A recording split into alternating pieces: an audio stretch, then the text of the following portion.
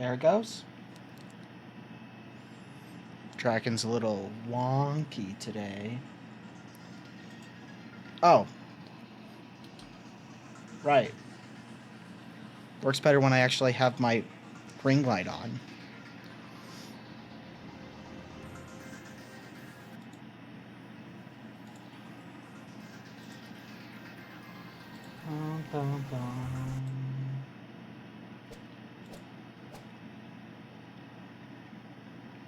Okay. It just took a bit to load in.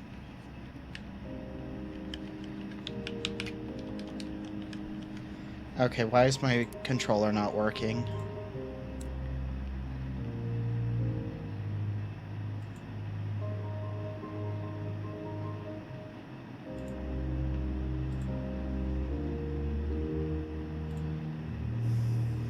That's why.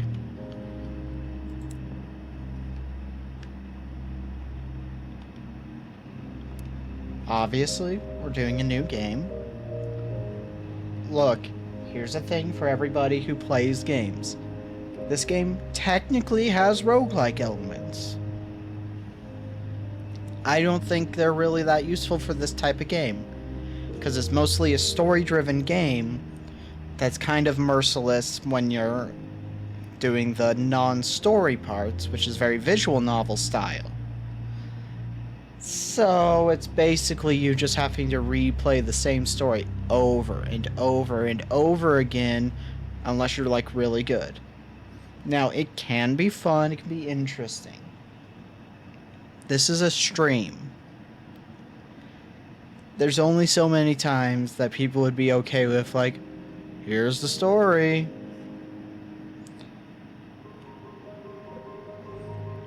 But after that, this game was made by the people who did Fallen London and Sunless Seas.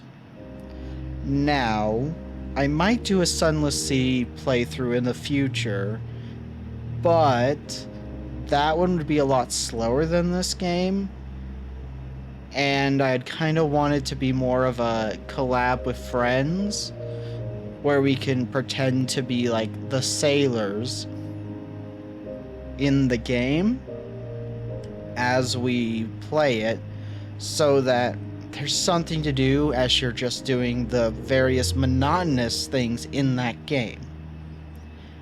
Now, this game does have some monotonous stuff, but it's far less, and the gameplay is a lot more fun.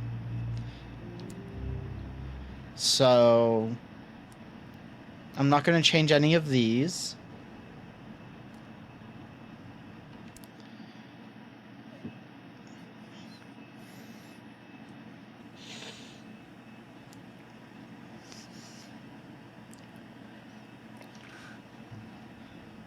Log of Her Majesty's Locomotive the Orphan, March 14th, 1905.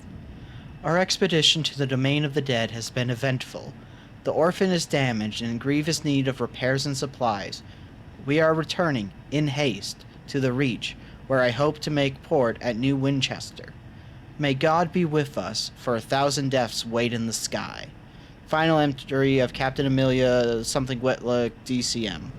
I didn't get all of that, obviously.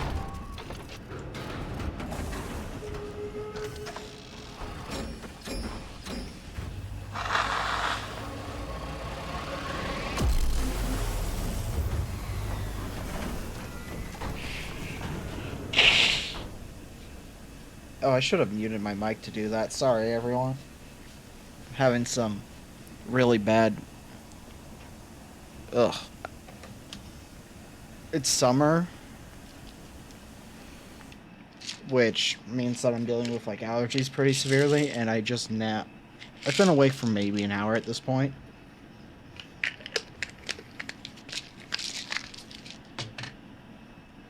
So I didn't even think to take my allergy medicine until right now.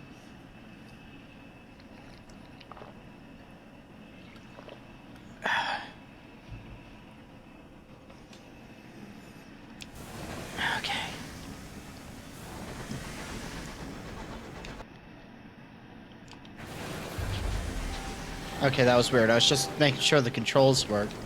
You have returned to the Reach, an untamed sunless span of the heavens. London's new frontier, a celestial garden runs wild. Your journey back from the Blue Kingdom was tumultuous. Your locomotive is damaged and Captain Wetlock is badly wounded. As first officer, the crew look to you. The nearest station is New Winchester. Can you get the orphan there safely?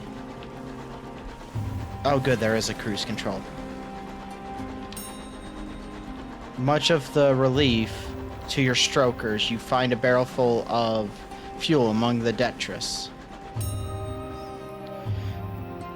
The wreck of the Ozymandias. The wreck hangs in the sky, pocked with recent gunfire. You and the boarding party don't don your sky suits, garments of waxed canvas lined with felt to protect against the cold of the sky. Two of the crew are whispering as they dress. What business did Captain Wetlock have in the Blue Kingdom anyway? Why the devil did we trespass on the derelict districts? Why the devil did we trespass on the districts of the dead? You silence him. Now's not the time. We leap across the gap. To the wreck, I mean. You jump. Your stomach lurches with vertigo as the stars blaze above you and below. The air of the heavens is thin and torn by unpredictable winds. Then your boots hit the running board of the Ozymandias, and your leather-gloved hands fumble for a hold. One of your companions throws you a line, and you lash the two engines together. Only then do the rest of the boarding party follow you. One of them forces open an exterior hatch, and you clamber inside. Her interior is cold, unlit, and whistles with wind. Your party's lamps spread buttery light over the narrow, paneled passages. You make your way towards the hold, stepping over bodies crumpled in the corridor. Unfortunately, your way is blocked. A bulkhead has been mangled inward by a well-aimed barrage. So, this is a mechanic that the game does use for some of your choices. So it's not, I choose to do this thing, I succeed. Sometimes you have to roll and see if you get lucky. Now, they obviously are teaching you this in the first one, so you're gonna succeed most likely. And it kind of explains two of the stats. Iron is your strength stat, Vels is your stealth stat, essentially. So, I think they didn't really come up with a way to make it so that all stats are useful in the same way, and some of the best gear you have to, like, plan your build around. So, yeah, no, it's kind of one of those rough ones. So, when we first get to town, we will look at the... We'll take a momentary pause while I look and see what the best build is. Because I don't want us to get fucked up on this playthrough just because we're going off of what we think would be more fun. Because what would be more fun is actually being able to do things and survive. But we're just going to choose one. It doesn't matter which for us, honestly. As you strain against the stubborn still, you remember an event from a year ago. A boiler explosion had trapped an engineer under a tangle of plating and pipework. The captain was first on the scene. You were second. Together you managed to pry the wreckage upwards enough for you to crawl beneath it, while the captain braced the bar across her back. By all means, take your time, she grunted as you dragged the engineer out. Back in the present, the twisted bulkhead yields. Your companions clear the exposed rubble away. The way is clear. You've reached the Ozymandias' hold, a ruin of smashed cargo and spilled supplies. Hopefully, somewhere amidst the detritus, you can find parts to repair the orphan and restock your stores. You find enough food and gear to restock your supplies, and enough spare parts to make necessary repairs to the orphan. The food will need to be thoroughly thawed, of course, but you've eaten worse in the skies. Oh, cries one of your party, prying the lid off a long crate. It holds a cannon, Still nestled in straw, another crewman pulls a battered birdcage from a pile of ruined cargo. Within the cage, something winged and furred opens a sullen eye. You examine your finds.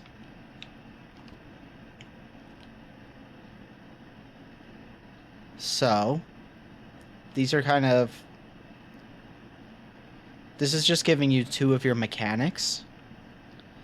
But the Ozymandias emits a long, juddering creak. Your boarding party exchange nervous glances. From the chaos of its hold, you have retrieved repairs and supplies. Discover some useful equipment, a gun that could be mounted on your locomotive, and an educated bat.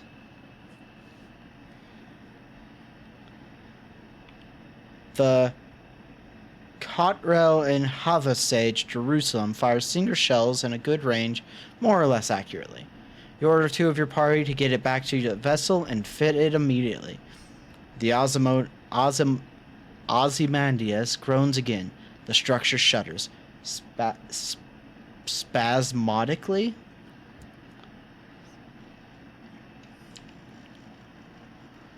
The bat treats its rescue as an inconvenience and immediately begins haggling over pay.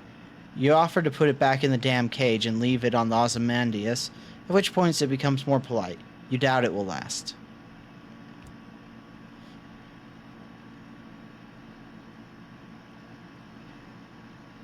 Press on to the engine room. The wreck of the Ozymandias screeches as its metal buckles and tears. You press on through the shuddering corridor, searching frantically for the engine room.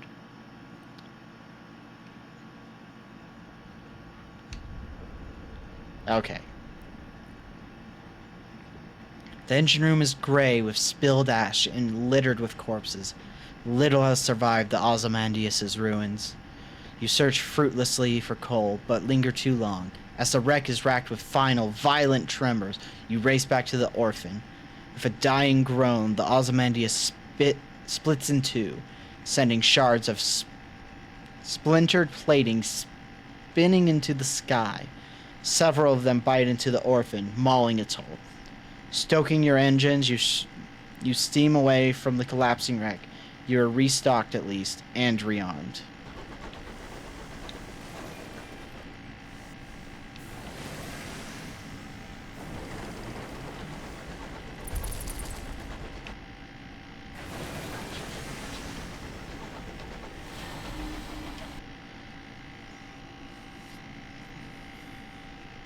And this is what our map will look like. It's actually all very circular when we start to discover things.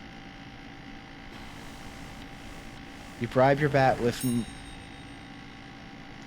The walls of the captain's cabin are lined with a hodgepodge of curios from across the sky. Captain Wetlock lies in bed. Black marks cover her skin like a monstrous brand.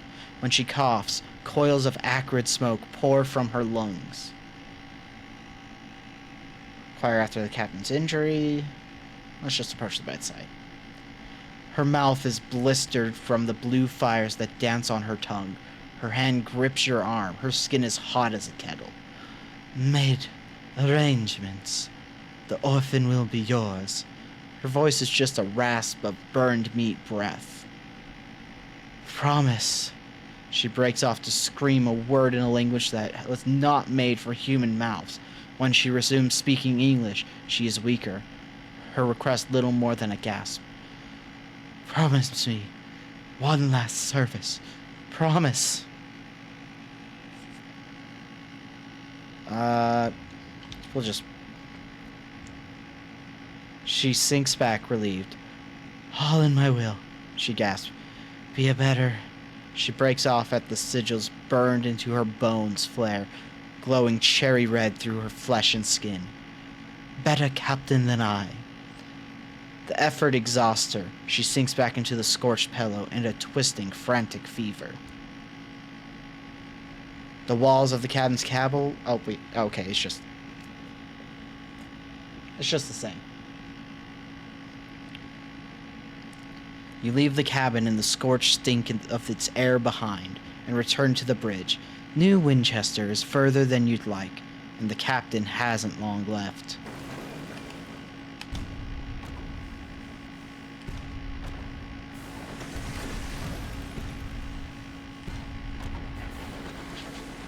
So there is this mechanic of overheating. It keeps you from...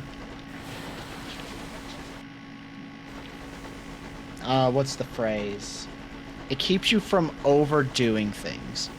And you gain experience points by discovering things.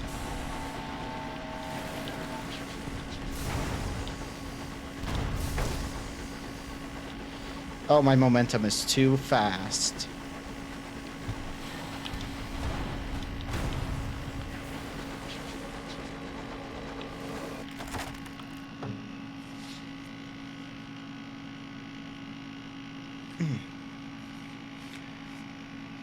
You prepare to board the buckled wreckage, poised to plunder the plunderers. Behind you, someone is humming a song of victory. I can't remember. Do we get a free repair? Let's just get remains. Let's get items.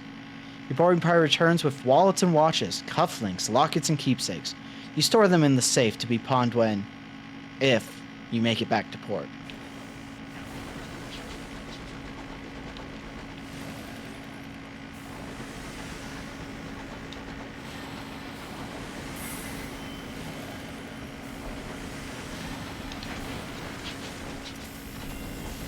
New Winchester. You coast into the bustle, the din, the soot, and the steam of Wolvesey Station. It is clogged with other engines, scrappy mining locomotives from Lustrum, way-weathered explorers gleaming with frost, sleek company vessels with bright brass fittings. No sooner have you pulled into the sidings than a brusque station master bustles over. He requests to come aboard. I must speak with your captain, he insists, brandishing a ledger. The usual formalities. Look to the orphan doctor. He has just arrived at your shoulder. His face is solemn, his hat in his hands. He lowers his eyes. The crew exchanges bleak, wordless looks. The orphan itself feels suddenly more empty. The station master looks confused. You inform him that, unfortunately, Captain Wetlock has just passed. Ah, he says neutrally. Sorry to hear that. Very sad, very sad. He waits for what he considers an appropriate minute and a half before continuing. Alas, even amidst tragedy, the cogs of bureaucracy must turn. If Captain Wetlock is deceased, the station authority require their answers from the first officer. He dons a set of spectacles and locates his pen. It will be relatively painless. Name, background, purpose of visit, etc. Shall we begin? Now we get some character creation. And it's not a lot. It's not a lot. But it is interesting. So, now's the time where I just go, Sunless skies builds.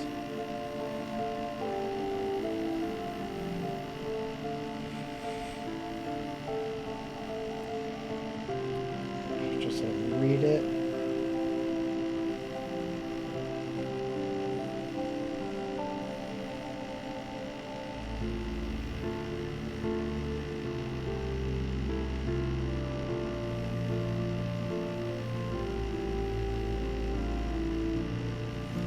Okay, so it only really recommends you have a hearts of 75 at some point.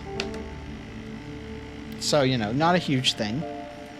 But, let's see, we can be a street urchin, a soldier, a poet, an academic, a priest, a sailor, a ministry auditor, a revolutionary. Savels, mirrors, iron, hearts...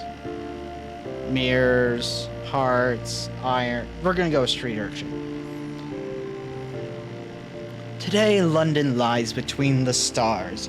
Her new empire unfolds across the heavens. But 10 years ago, before the Northern Gate was opened, before the renewed Empress led her people into the skies, it lay in a vast cavern far beneath the earth, deep, dark, marvelous. Who were you then? Street urchin. No parents, no laws, no masters.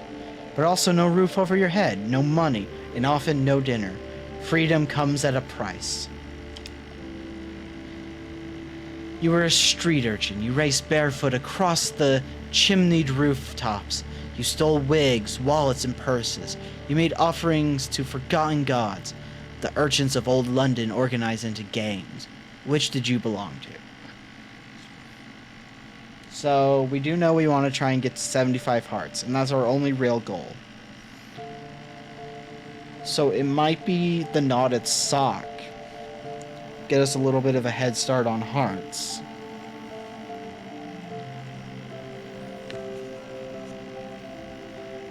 The knotted sock.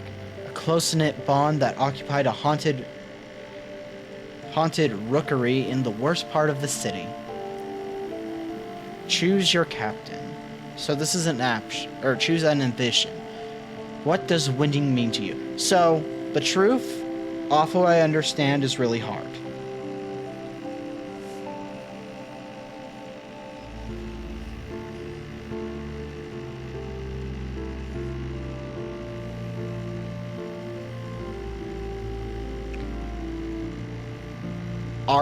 Do we just want to go for the truth? Because I have played a lot of this, but I haven't gotten far in this. Because wealth is easy, fame is relatively easy.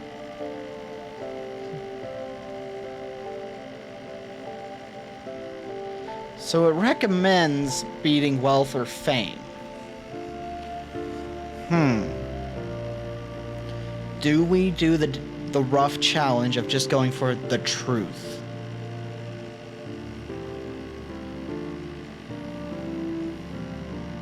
I think we do. Even the stars have secrets, but they won't keep them from you. A message from an old friend begins an unwise quest to learn a secret that the stars hide. What drives you? Curiosity? Justice? Insolence? Whatever it is, it will be tested. And this is the character creator where it's not a whole lot.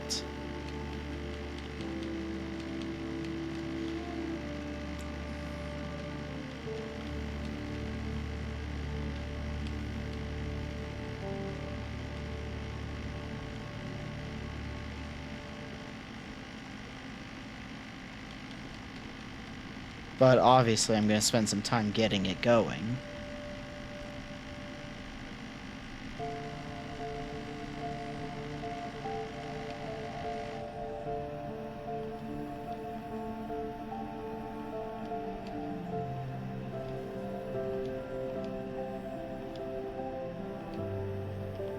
Let's go 7.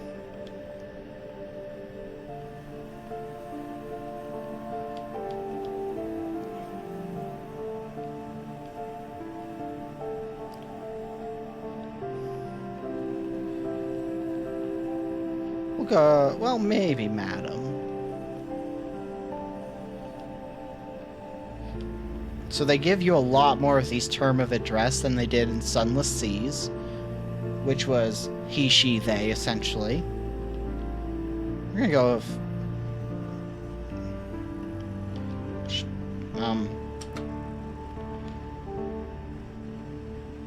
Oh my god. Okay, you have to use a mouse for this, don't you? I just...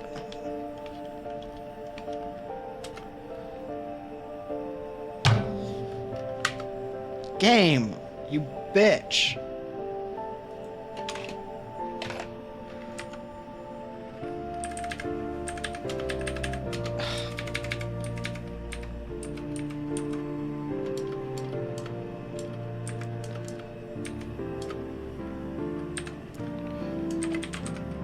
There. That's what we're gonna do. Continue.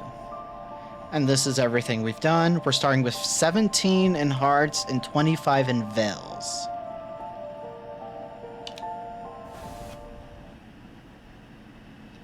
"3 weeks have passed. This morning, Captain Wetlock received a simple memorial service. Her body was consigned to a necropolis train bound for the serene mausoleum. Now you sit, with a handful of her relatives, in the threadbare offices of her solicitors. A methodical notary is reading the will. The captain was wealthy once, but squandered her capital on mysterious expenses before her expedition to the Blue Kingdom.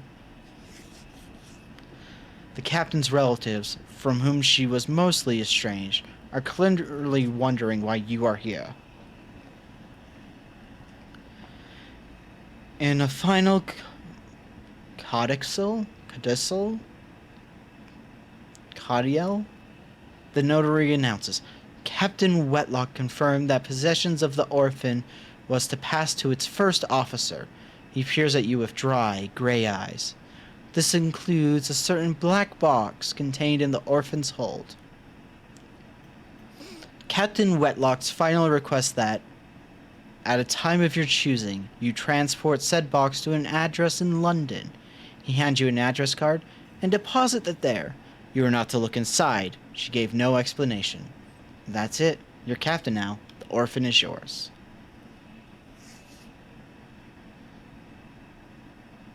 And then we got 100 sovereigns, which is cash. Okay. So we can go to the shops. We're going to wait for now. So first, we recruit our first officer. Now, there are 5 positions on your ship. Each of these officers gives bonuses. I specialize in test driving, but I'm looking for something quieter.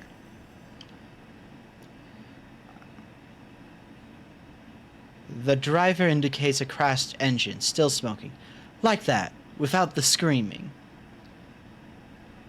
So, yeah.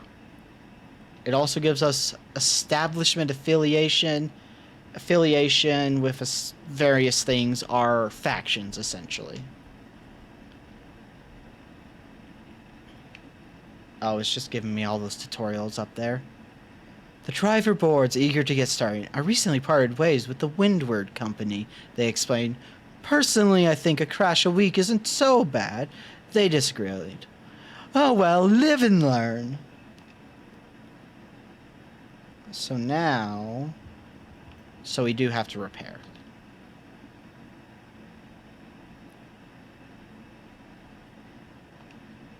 Full repair. Costs us a little over 30 sovereigns. Okay. I'm not going to read through every single thing, but...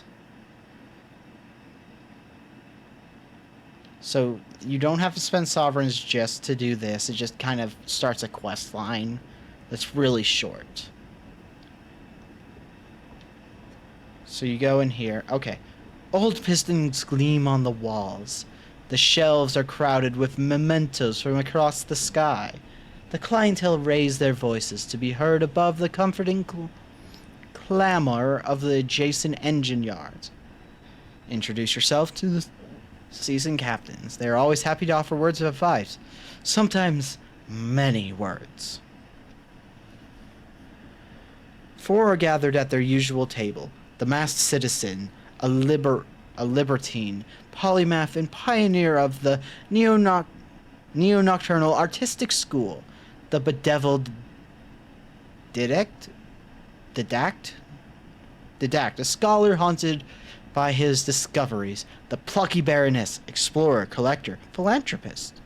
And Spatchcocker Meg, who hunts monsters. Of course, everything out here is jolly dangerous, says the Baroness. Few risk the skies, so news of distant ports is valuable. Collect port reports from the places you visit and deliver them to Victory Hall or Company House. The more you turn in at once, the more they'll pay. Look for opportunities all the way, advises the masked citizen. Passengers who want transport, rich men in need of bloody work, etc. and then you can ask them how to... Between them, they've carried narrative gemstones from Eleutheria, souls to the Blue Kingdom, and raw hours to London. Have they tips? Ah, the Didact says, fiddling with his innumerable talismans. An essential topic. Meg slides you a stool, and the captains shuffle around to make room. The masters buys you a drink of their own invention. It is violet and foggy. The plucky baroness gives you a brisk, encouraging grin. Ask away. So this kind of is tutorial stuff. Hi, Jazz. You can sell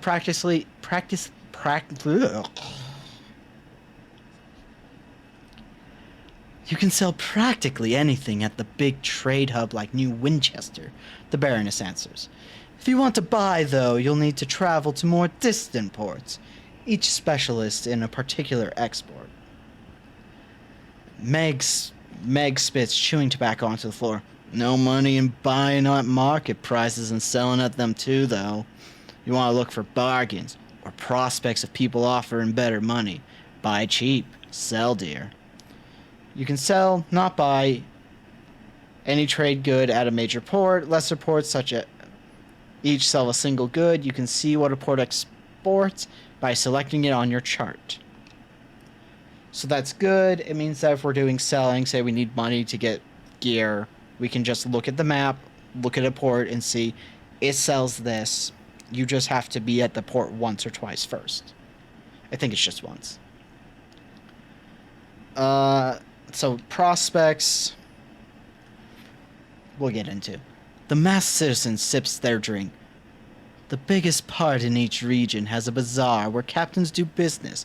There, you'll learn of people at other ports prepared to pay over the odds for a commodity.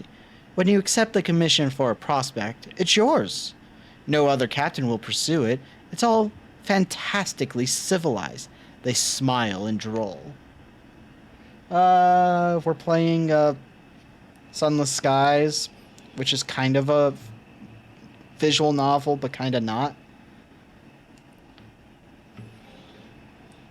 Oh god, camera, why are you doing this to me today? I really need to get, like, some of that stuff you use for, like, hanging little hooks on your wall for, like, keys and such.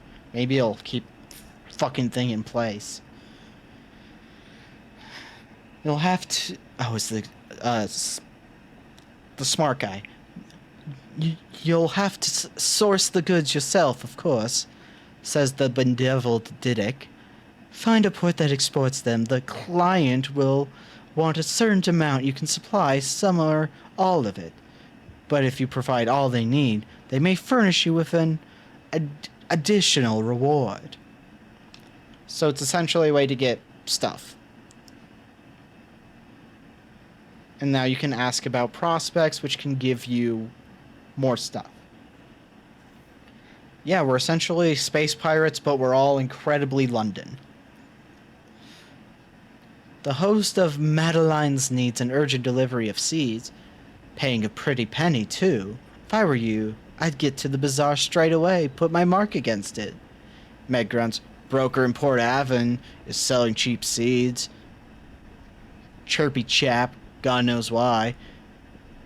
His face looks like it's been pushed through a mangle. An opportunity.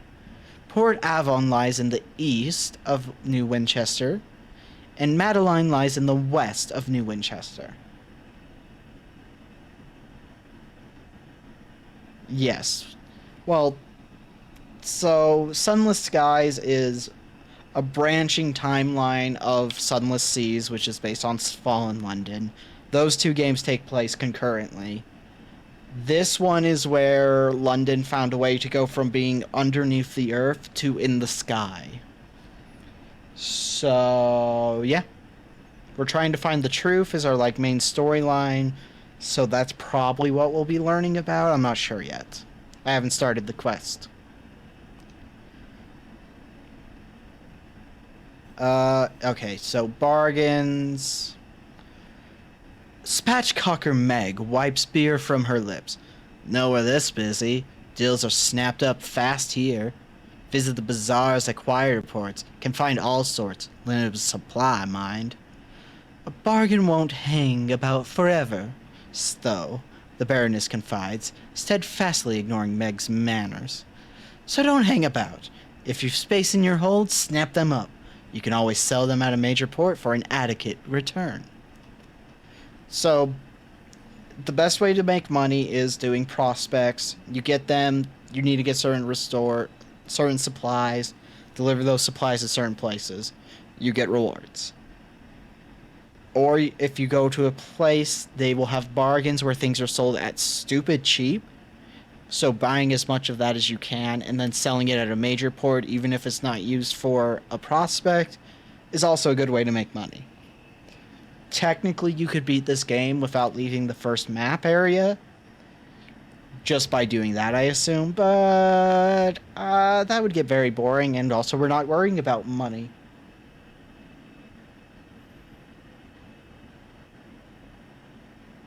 Oh, it looked like a rat to me, but I also ain't wearing glasses, so small things are a little hard for me to parse it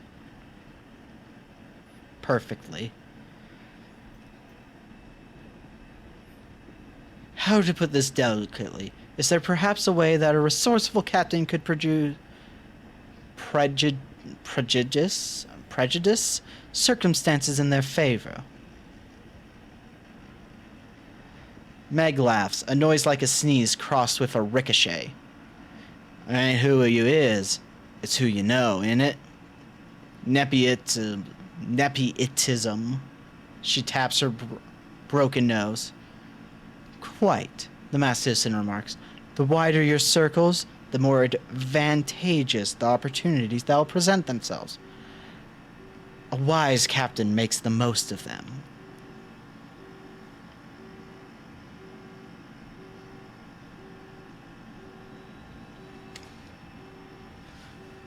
Oh, fun. Somebody's car alarm's going off.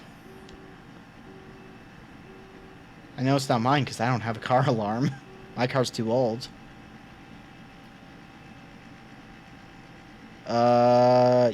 Yeah, let's change the subject, see if there's anything else we can get. No, we go elsewhere. I don't know. Okay.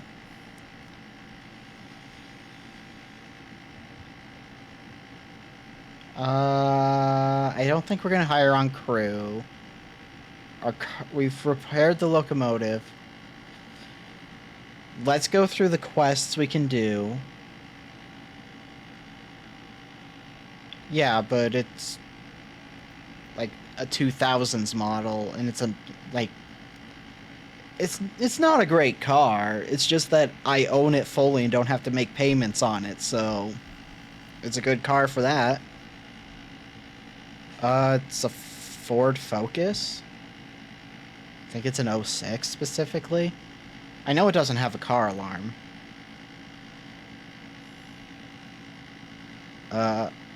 Opportunity, the fastidious inspector.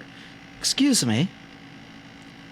Captain, a woman pushes through a crowd towards you. She is short and square-shouldered, in a neat black suit and polished shoes. She shows you the case of her pocket watch. It is embossed with the crown and hourglass of London's horological office, the body responsible for ensuring time is consistent across the empire. I'm hoping to book passage to Port Prosper, she says, slipping the watch away. I can, of course, pay. Yeah, she probably... I mean, I know what could happen with this story, but I'm not going to spoil that. Because we are in the area where I have played through a lot of times, but...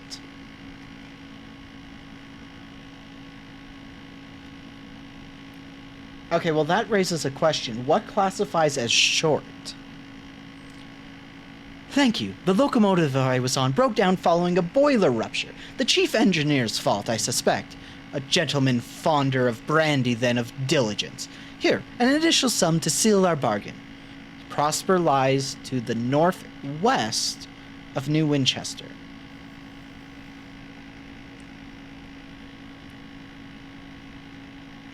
Wow, I'm 5'6", so, bad news for you, Jazz. I'm pretty close to that number. Following your return to New Winchester, you are eager to meet up with an old friend. Ambition. So, Ambition is your quest line. It's your main storyline. There was wealth, fame, or the truth. We've decided on the truth because fuck it, that seems like the most reasonable thing to do for, like, a stream series. Following your, years ago, you were members of the same urchin gang. An earnest counterfeiter. Partners in crime. When you came of age and the gang drove you out, she followed you. It would have been her turn next anyway. With her eye for detail, she graduated from urchinry to counterfeiting. After coming to the skies, she used her ill-gotten gains to buy her own locomotive. She is a skyfarer now, captain of the Azazel. She associates with a group of seasoned captains who gather at the Promise of Days here in New Winchester. Perhaps you can find her there. I should have started with this because we were literally just there.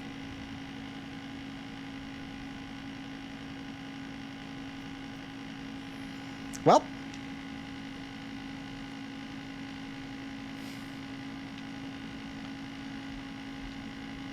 See, we were already here. I should have started this sooner. You know she's one of their coterie, but where is she? Ah, Baroness. Okay, so... Ah, she speaks of you often. The plucky Baroness says, I'm afraid you've missed her. We've all been missing her recently. Busy girl, but she's doing important work in London. Bedeviled Didic. We do have canon. Basically, imagine our space train as a pirate ship. Oh, by the way, we travel through space on trains.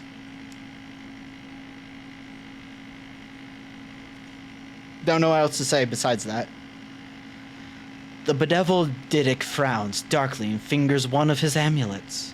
We've been assisting in our own small ways, but, well, she want to explain herself. She left a letter for you.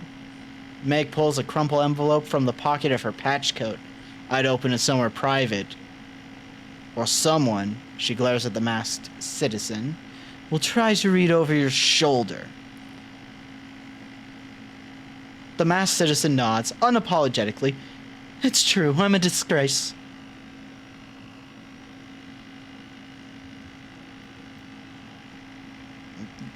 It's a locomotive?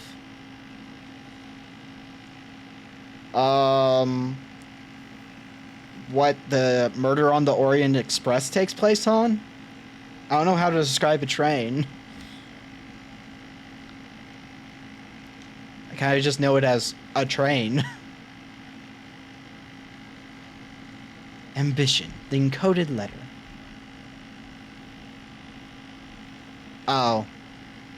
Yeah, I didn't get that. Privately... Oh. Oh, what the... Privately, you examine the letter. The earnest counterfeiter's handwritten. Never neat is clearly hurried.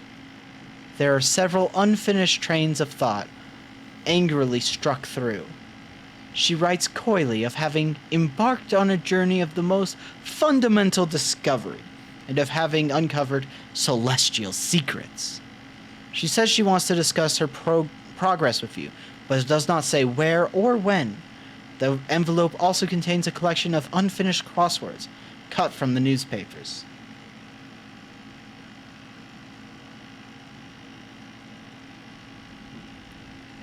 No, but it's one of those quests that you might as well always take, because it gives you a influx of cash, which you need, and it gives you a quest that tells you the location of different ports, which is also useful. She always hated crosswords, and the phrasing of the letter is stilted, as if she had to use certain words in certain places. There is a concealed message here, you are certain, and the crosswords are key to it. Requirements. So we need to get 2 savage secrets before we can do anything with this. But we now know what we knew. We now know what we need. Captain Wetlock left it to you in the hold of the Orphan. Her will described it only as a black box, a description you consider to be an unhelpful understatement. It is a casket of black basalt, longer than you are tall, unadorned, with a single small recess that contains a keyhole. The thing must weigh most of a ton. It stands upright in the corridor, or in the corner of the hold, where the crew have pushed it out of the way.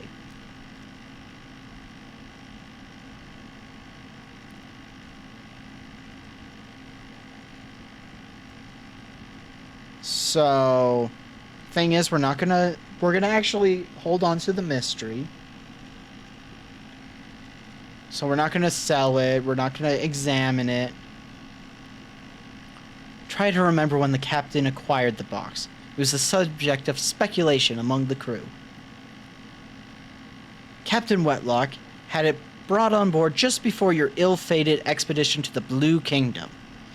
It was empty then. You know because you saw the lid and the box carried on board separately and assembled in the hold. It's not empty now. It is sealed, and even heavier than before.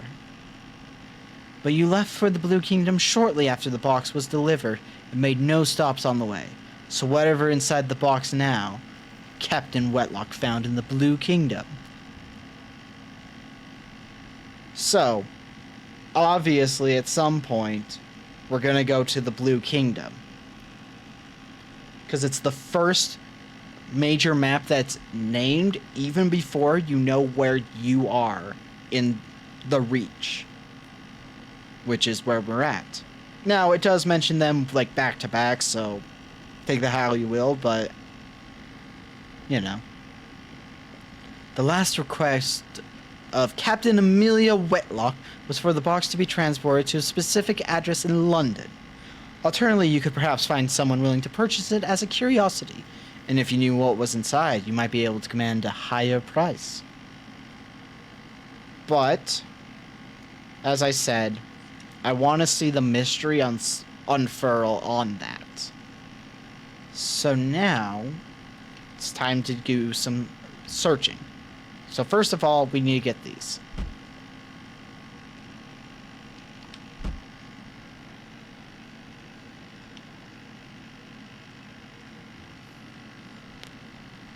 It might be.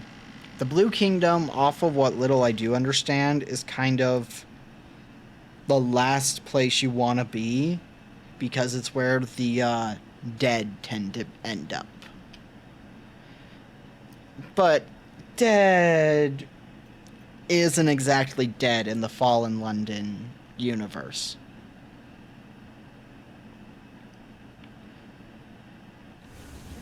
Oops. I did that wrong. Abraham Engineering. This is where you can buy various things. We don't have a lot of sovereigns, so we're probably not going to buy anything here.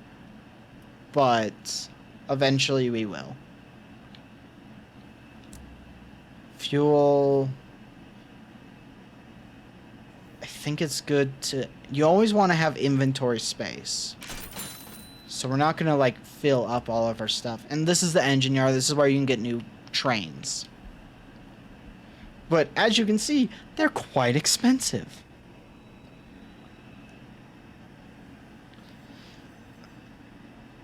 And obviously, the bigger the train, the more fuel it consumes. And also, looking at this train, the only thing it really has going for it is it's sturdy and it's got a big hold. Oh, but it gets 3 different steering wheel upgrades. Okay, so this one's actually not that bad. And it has a specialized weapon, actually. No, that one actually is fully good. Okay. But, essentially, we want to save up to get this train before we move areas, I think. I mean, pretty much. I mean, at some point we will be buying better weaponry.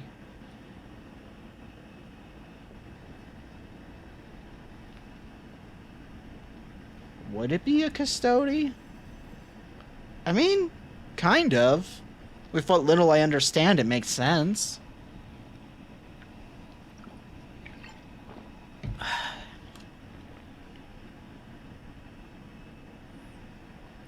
Because they're essentially just like Space Marine Paladins, is how I've seen them described. But anyway, I didn't...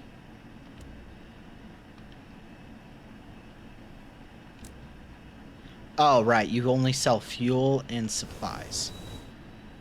Okay, we wanted to go northeast first.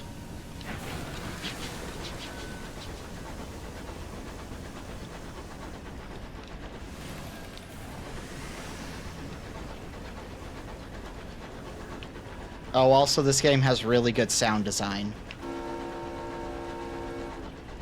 Train!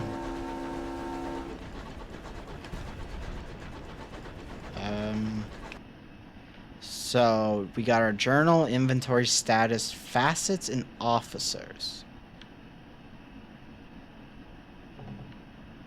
Oh, right trigger to select, okay.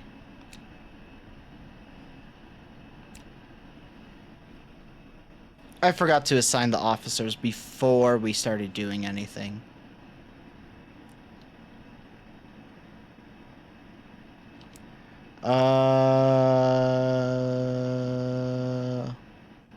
Port Avon lies east. Okay, so we're just going straight east, not northeast. I think she's going north. Nope, northwest.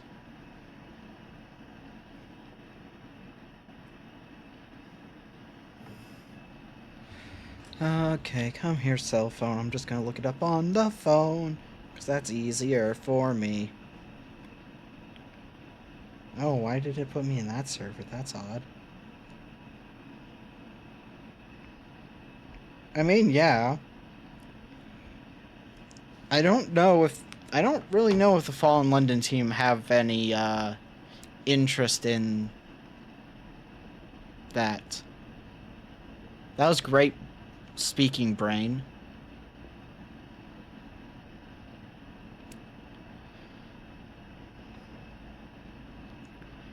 Okay, so there's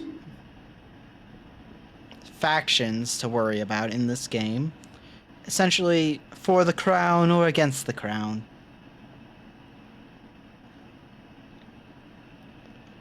Oh, after stream, I need to remember to try and upload those animated emotes. Because I have 5 slots, and I've now got 5 animated emotes.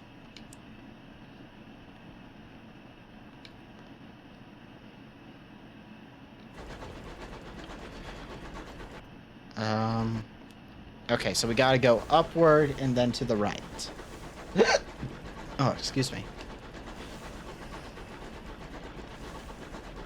Yep, one more and I will be reading really cringy fanfic I wrote nearly a decade ago.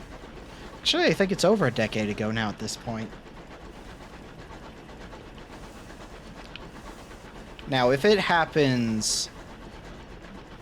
When it happens, there's going to be a full week till I do it. Oh, okay, the game was freaking out for a second.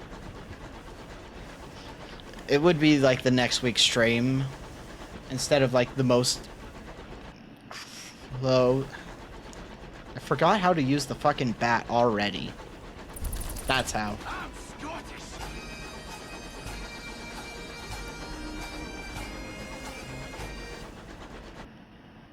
Okay, yep, now we have on the map. I think it's gonna be a circus, actually, because I know there's a circus area in this...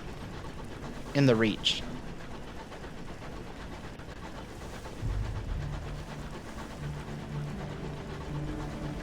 Oh, I forgot how good the soundtrack is. A distant nebula on this place, its light is mellow. Oh, I'm wrong, actually. This is... I can't remember what it's called. Oh, this is Port Avon. Cool. So this is where we needed to go.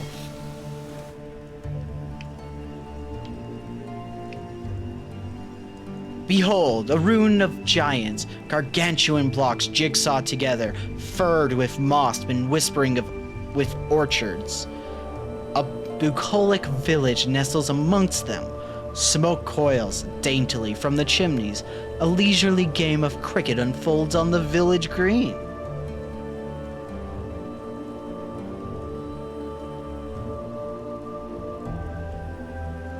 I don't know. Disembark. An oily-faced, black-haired girl waves your locomotive into position. Welcome to Port Avon, she calls as you disembark. A rich nod of scents greet you. Leaves and wood smoke, enriched by an infrequent but pungent intrusion of gout. Goat? That's goat because it's an A, not U. I'm smart. Port Avon spills prettily across sections of colossal, drifting ruins. Its orchards bask in the evening gold light of a distant nebula. So we're welcome for a certain amount of time, and then you have to leave. So first, Bazaar. Because we need these seeds. Yeah, I know my hold is almost full. I know that can be a bad thing. They also sell souls, but at full price.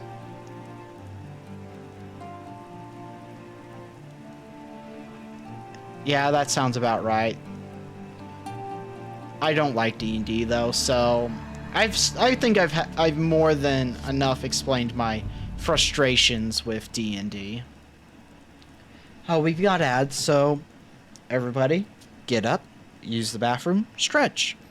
We got 3 minutes of ads, and I need to use the bathroom, so I will return. Ugh. Assuming I don't accidentally choke myself with my headphone cord.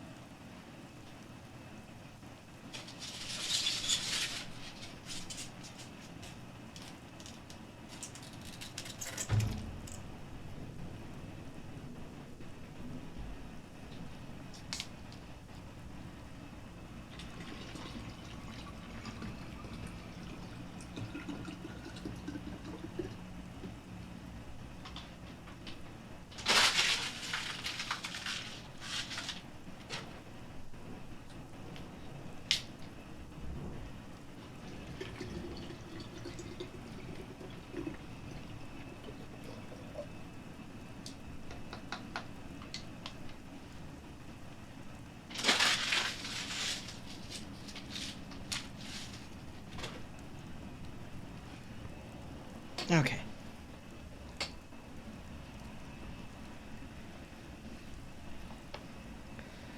Don't worry about it. It's nothing major. Just dealing with my water bottle being a little low. Still wish I lived somewhere with better water quality so I didn't have to use bottled waters.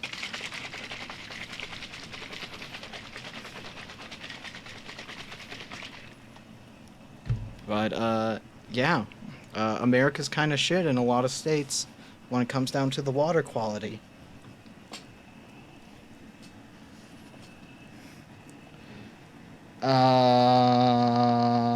How do I... This is how.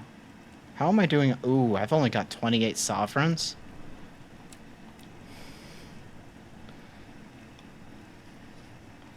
We might not be able... Yeah, we can't afford to get him right now. We can come back later. Unfortunate, because I would like to get more offices.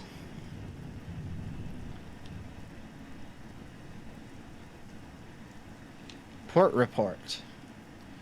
Were it not for talk of smugglers and skybeasts, you could easily confuse this place for a village on the world you left behind.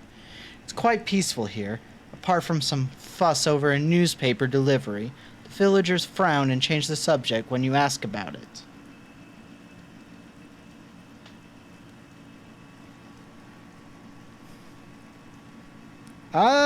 Probably more than one. Okay, so that's all we can do about Port Avalon's main area. But as you can see, there are 4 different sections here. So the village green. A golden nebula squintillates above Port Avalon's apple tree. Allotments, eel fishers, and steepled churches. Here you may, if you choose, immerse yourself in the village's quaint rhythms.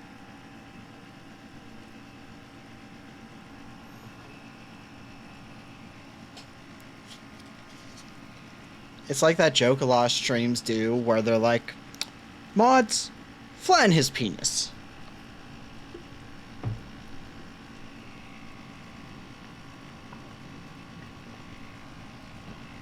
The fun thing about my allergy medicine is that it makes my throat very dry. So I end up drinking a lot more water in the process.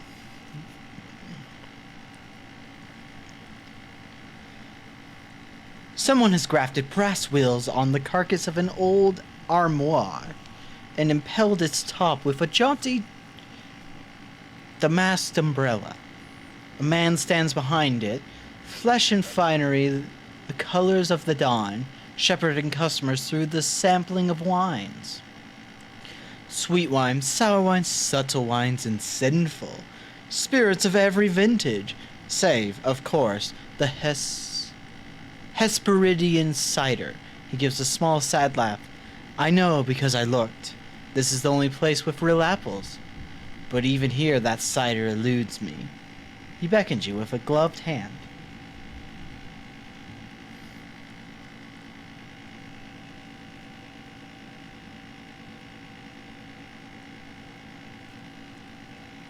Oh, I miss winter. Winter is so much better for me because I don't have to deal with allergies and my not as good ability to sweat.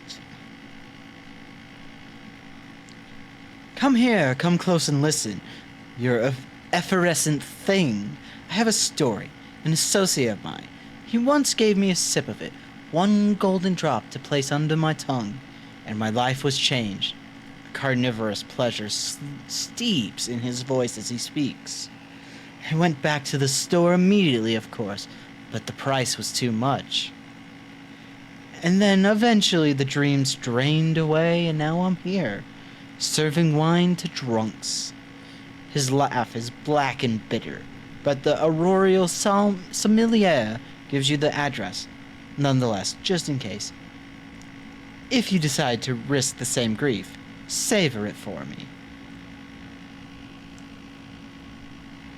Okay, so when we get to London, we have quite a few things we can explore already.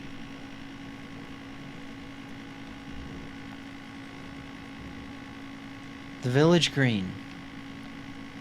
The heart of the village, surrounded by orchards of real apple trees that were shipped through the avid horizon as seeds. An endowment of years from her renewed majesty grew them in swift maturity. Port Avalon now. Take a relaxing stroll.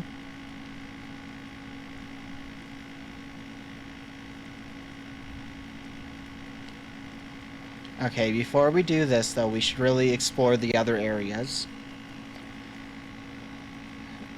Bothridge's, a tour of heaven, describes Port Avon's single public house as a welcome respite, justly famed for its authentic old earth cider.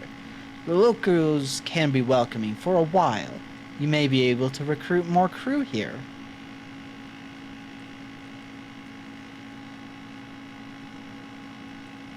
Well, let's just say it's on par with the Industrial Revolution London before regulations were introduced. Because I've seen it, but we're not going to be getting to it until probably not even tomorrow's stream. Read a work of speculative fiction. So this one gives you a quest, so we gotta start the quest. Thick cigar smoke curls through the air, filling the private chamber with premium-grade fog. Bloated gentlemen in well-worn military uniforms sit at mahogany tables, sipping port. They chunter? They chunter of the old days and how very much better they were. Oh, it's a bunch of boomers.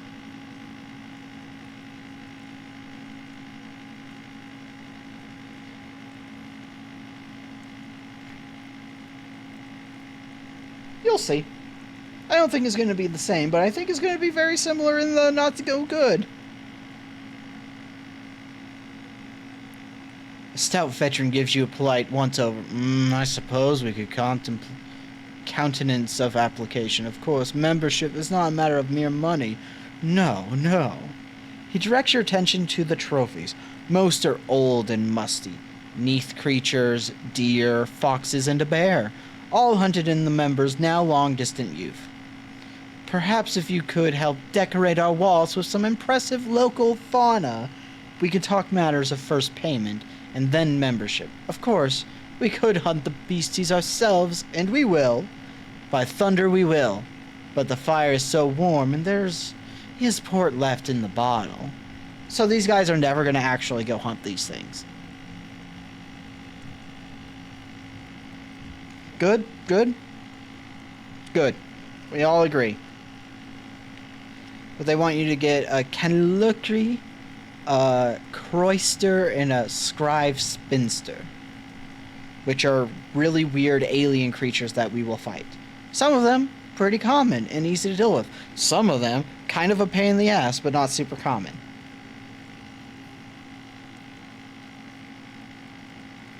So now we go back.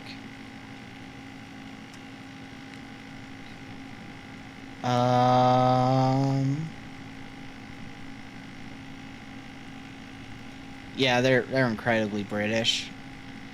She perches on a stool in the corner, staring at a map of the Reach. I could have... No. Must have taken a wrong connection at New Winchester. A tiny figure weighed down by 2 backpacks and a heavy duffel coat looks through thick glasses at her map and then up at you.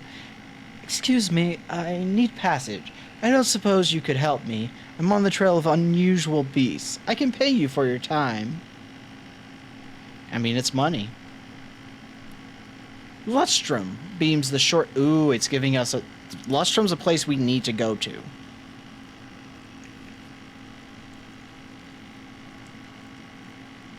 I mean, that would be fun. Lustrum beams the short-sighted cryptozoologist. She leans in conspiratorially, then realizing that she's whispering to one of the inn's wooden beams, leans over to where you actually are. I hear there's a curator who lives there with the people. Mr. Pennies. I've always wanted to meet a curator, just safely.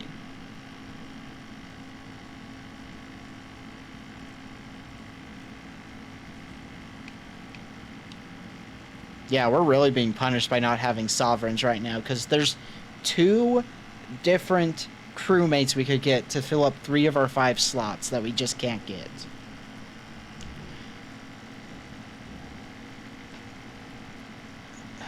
You know, well, we won't read this right now, because until we can get it, we're just going to ignore it.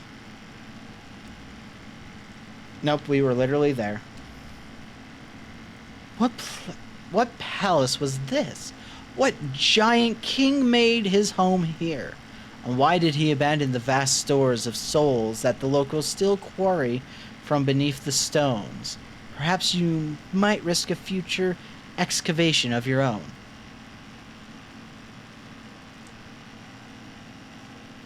Yeah, we have a cryptozoologist where it's not a kind of jokey title, where it's actually a thing. But yeah, so that explains why this place has unrefined souls as a thing you can buy here. Because there's just a shit ton of them. Ooh, we don't have the best odds for doing these. Not one of the looming stones is quite square, yet they all slot together immaculatively. What were these ruins before their fall? Even their bones are tall and stately as the finest cathedrals of old France. What purpose did they serve in the past, plentiful days when their sun still shone?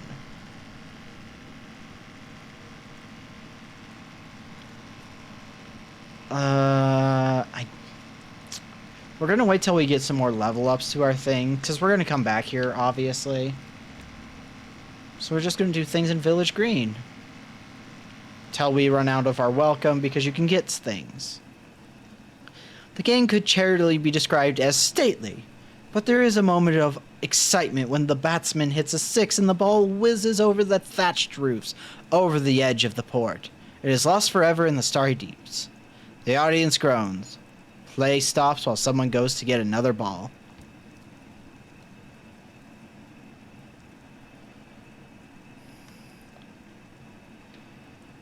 We're just going to take a stroll.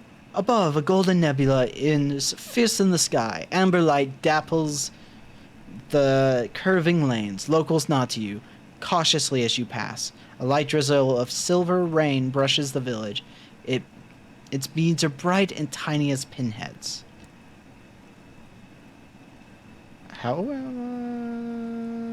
We're still welcome here, so we're just going to do it again. We have worn out our welcome, so it's time to leave. It is suggested, in firm and explicit terms, that you had best be on your way.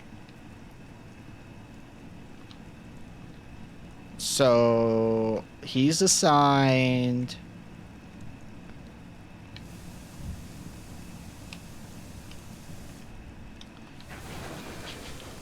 Undock. How is it I level up? Nope. That was me just...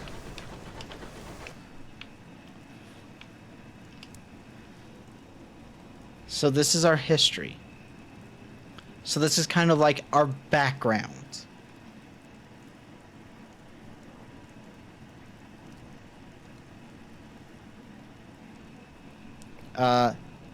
So essentially every time you level up, you actually just add on to your character's like story. Oh, they've updated this since I last played. This is a lot more pretty. And then obviously down here at the very bottom, you can see our Heart's Veils or Heart's Mirrors. This tells you what you're going to get for choosing it. Or you can obviously look at these icons if you remember what they are. So, a Scandal, a Scar, an Unlikely Haul, An interlude in red and gold. A spell in prison. So we are Vel's Hearts is kind of our thing. So this one can get us Vel's Hearts plus an condemned experiment because we'd be going down the Hearts path. Yeah, there is indeed a unique facet for every origin. Yes, these are all early on. You start to get more that are very specific to the sunless skies aspect, but it does take a few facets. The simplest way to describe it is that it's an insane asylum. The simplest way to describe it. Yep. But we're going to do Unlikely Hall because it gets us more than just the stat increases. A week before your 13th birthday, when you would be driven from the urchin gang, you took part in a daring heist, which scored an unusual haul. Silent as cats, you burgled one of the grand, gloomy mansions of old London. In a hidden attic, ascended by a stair concealed in the back of a rosewood wardrobe, you made your discovery of a forbidden laboratory. It was crammed with clattering machinery. A chipped workbench was streaked with ruddy stains. Something coiled miserably in the oily contents of a bell jar. Hell jar? Bell jar. Oh, I wish more games had dyslexia-friendly fonts. Or at least the option to turn them on, because that B looks like an H, unless I focus.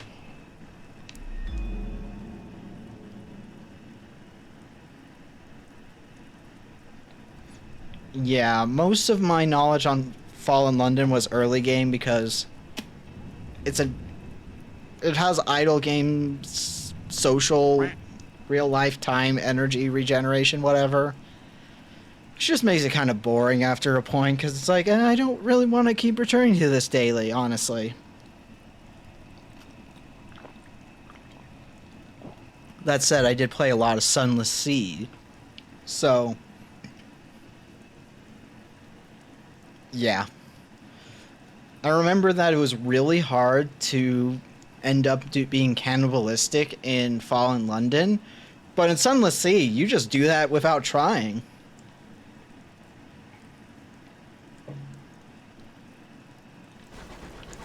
Okay, we really don't have a lot of map. So we need to go to the west, though, so we're just gonna round upward. Because we do have some explanation of where we're going. Because we need to go to the west, because the west has where we need to sell the seeds we just picked up.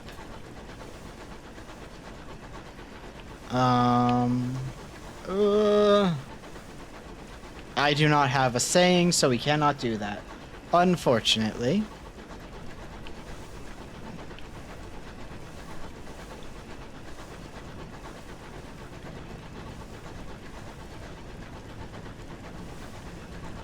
Yeah, we're fine. I'm driving really well. When we get a chance, we do want mining, because I remember mining being an absurdly powerful option in this game.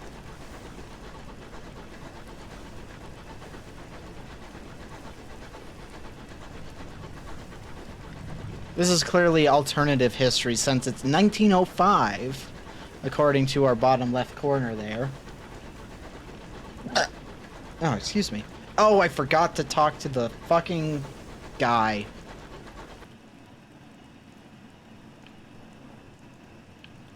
Well, how do I stop? Nope, nope, nope. This is how. I'm forgetting the controls pretty heavily.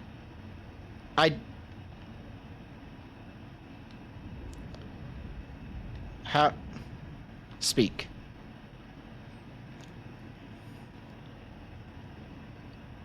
You know, that's a really good question. I do not have an answer. The driver has no tolerance for uneventful voyages. When not on duty, they stare through the stained glass window as if wheeling excitement to ride in on a wave of disaster. When they take the wheel, the rest of the crew grip the nearest available supports and whisper quiet prayers to various gods. Rumors not intended for your ears suggest the driver is running an illicit poker game in the hold. You enter the hold and find the game well underway. The driver sits cross-legged in front of a pile of freshly won sovereigns and three new impoverished members of the crew. Stoker angrily throws an expensive-looking watch onto the pile of winnings and departs in a fury. The driver looks up. "Madam, care to make a wager?" It's new in First Colony, other than London, but as you can see, the Tackeries, aka the settlers, went independent, and the Stovepipes are London's, yeah. Half-tamed region is a great way to describe it. The driver deals the cards between the players. The cook and a crewman whose name you can't place at the moment watch each other with barely disguised suspicion. Behind you, a small crowd gathers to see their captain's coin. We're not going to win that. We have a 10% chance. The remaining crew around the circle relax as you stand to leave. The driver shuffles the cards, ready to begin the next round. Let's just let the game continue. The driver nods to you, idly scratching an ear. Just for a moment, you spot something green winding around their finger. Right, he's got a brainworm thing inside of him. I forgot about that. Converse with the incautious driver. I should have read that before going on. They keep scratching their ear, even while driving. A nervous tick? Or perhaps a sickness that might spread amongst the crew. What? Oh, yes, the driver scratches his skin. It's nothing, just a little earache, I'm sure. It comes and goes. Their knees tremble with the frustration of being pulled away from the wheel for even this short conversation. See? All fine. We're going to recommend visiting a doctor. Go for it. Not necessary, the driver protests, scratching at their ear with renewed force. A look of pain flashes over their face for a moment. Perhaps... my family knows of a specialist in New Winchester. I think Father owns the building. I think I can call in a favor. Not so big up like... orbital spike. Spire, I can read. A second meant listen to the driver's suggestion. Recently, they've been roaming the corridors of your engine, whistling and getting in the way. Is there something they want? The driver blinks. Can't keep anything from you, I see. I've been feeling a bit on edge. Would like to make myself useful if I can. There's races at the Royal Society. Maybe we could go there and you could drop me off for a bit. I could make us both a bit of money. They take out a coin and flip it in the air. Comes down on heads. Just thought, anyway. Fallen London. The city of London was taken to the reach by the Grand Bazaar, a messenger of the suns along with its servants, the masters, to slowly sell everything in eventually London. Okay.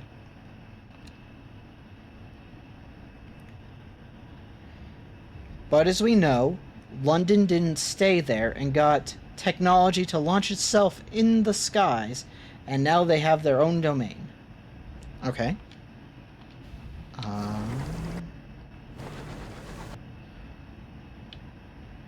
Okay, that's just design.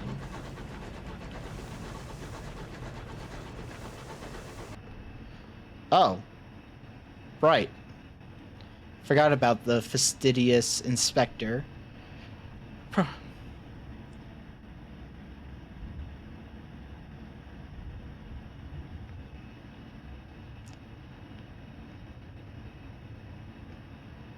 feel like I remember the name. Was Albion that really weird ice island that has the dome over it from Sunless Sea. The fastidious inspector approaches you in the gallery. Captain, good day. I noticed your ship's clock has stopped. Perhaps you'd permit me to repair it. She has a little case of tools and a hopeful expression. Permit it.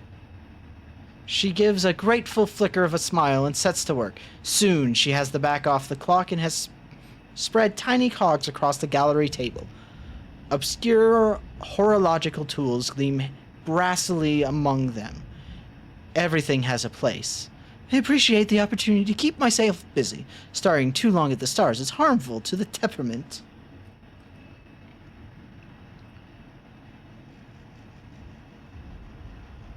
There's a lot of weird stuff in this game.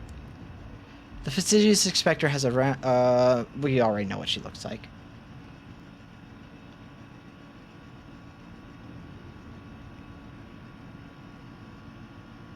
Imperium. What are the duties of an ancient of the Horological Society? Or office? She sniffs.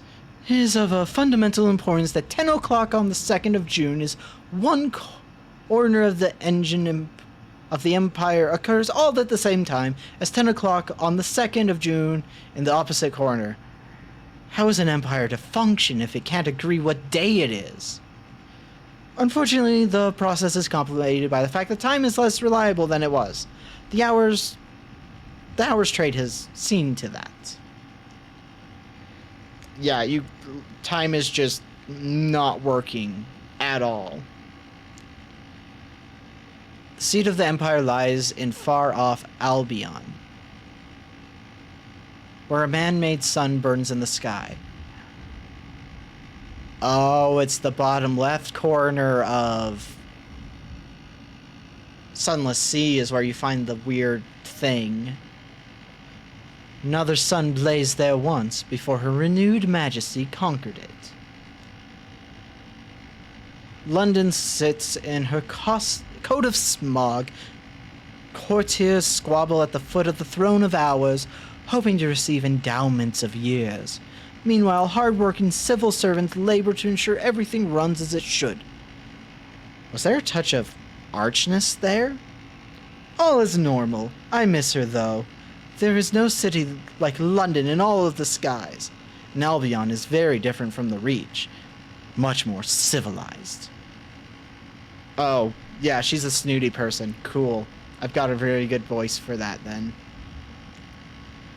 The wide, wild frontier. A sunless domain, but impossibly verdant. With gargantuan vines, cathedral-sized bronze woods, and livid fungal archipelagos.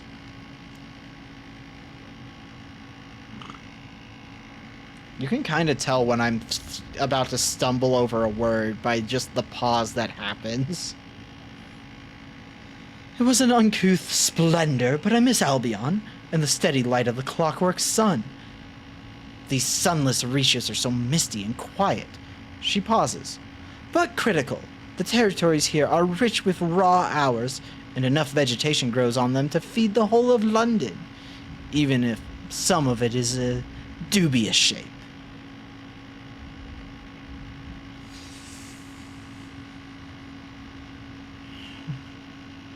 Well, I can't remember the gods that exist in this game, because I know they're slightly different from the ones in Sunless Sea, but there technically is a god who's associated with an eye. And you don't really want to draw their attention, so that's probably the closest we have.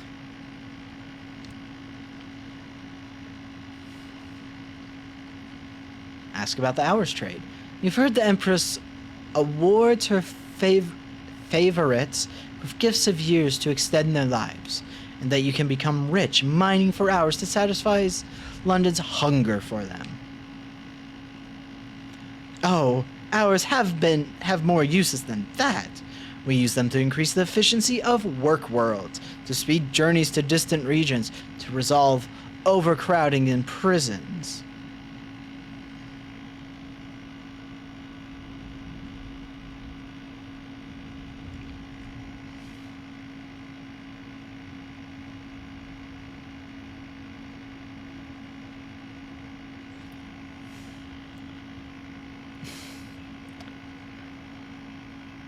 I don't remember that when I played this forever ago. That hits very uncomfortably. It does make my life more difficult when time knots and stretches like wool on the loom. More difficult, but more vital. Her Majesty sees a great trove of them when she assumed the throne of ours. And now even more have been found in the Reach. Miners dig them from the ground. She looks momentarily wistful. I hope, someday, to retire with a modest pension of years myself, to prolong the better part of my retirement. Oh wow, you are such an... she is... I'm glad we don't keep her for long. Has an uncouth splendor, but I miss Albion and the steady light of the clockwork sun. These sunless reaches are so misty and quiet. I read that already.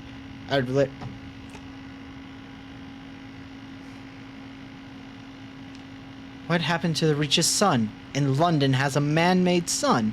How did Her Majesty defeat the old one? We warred and we won. It's not my area of expertise, I'm afraid. The suns made the law, they say. Now Her Majesty makes it. As for the Reach's sun, she looks through the window at the lightless stirring mist. I don't know. Do suns grow old? Do they die of natural causes?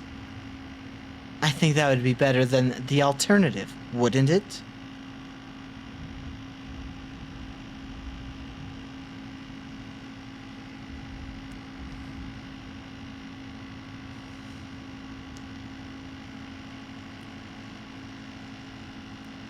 Thank you, she says, a small embarrassed sigh.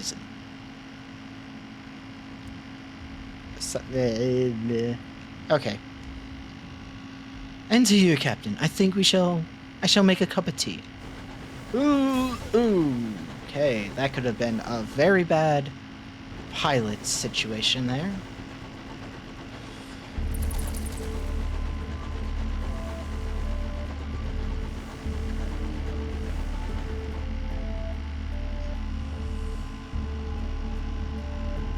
Okay, I shouldn't have used the guy, because...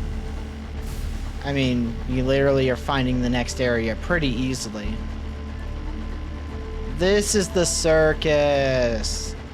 I remember you.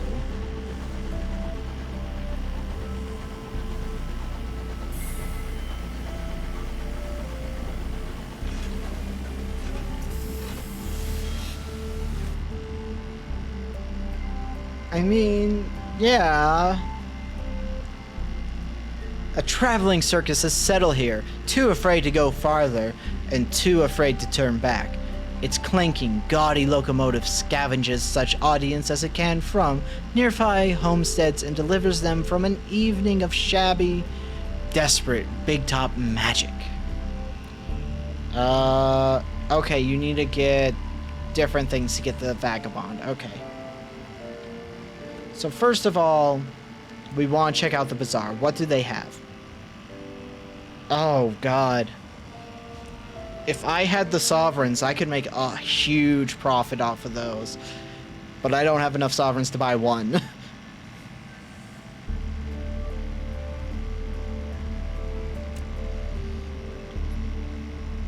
Okay, yeah, we don't need any of these. Excuse me. Things. Oh. I'm smart.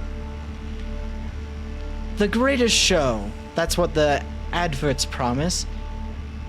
The realities are not impressive. Aside from the big top that dominates the circus, the place is shabby, poorly maintained, and even more poorly attended. Bored-looking circus folk run rotting booths. The clowns painted on smiles are no match for the deep-set misery behind the grease paint.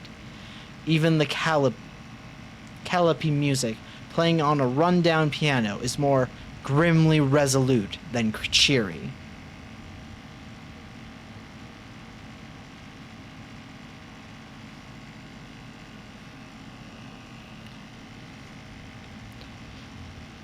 The big top looms dramatically in the fog of the Reach, but it's not nearly as imposing as the massive obelisk floating nearby.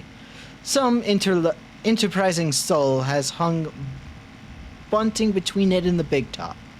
As for the circus itself, outside of the performers, it is practically deserted. You may be the first new face in the audience in quite a while.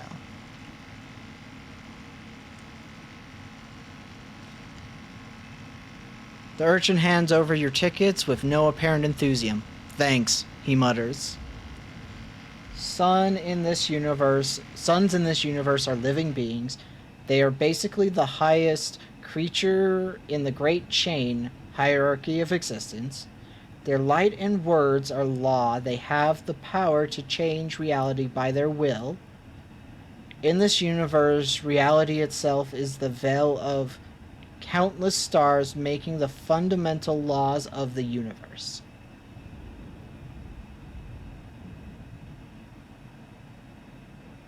Yeah, this is very much leaning into like that Lovecraftian mythos stuff.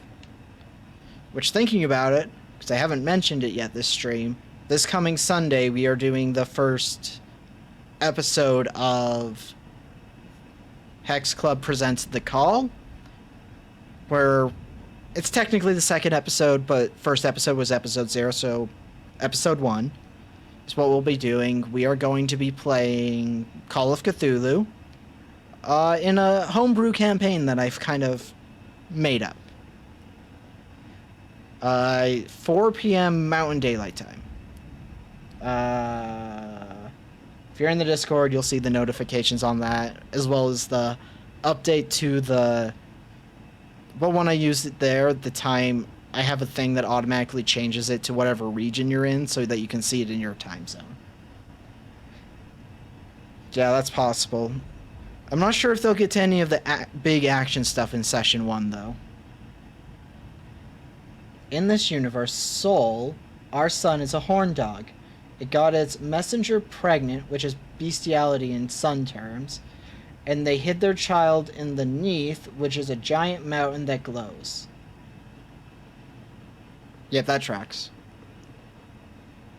Enter the big top. No one in the they just act. Is that a British spelling? Is that why it's R-E instead of E-R?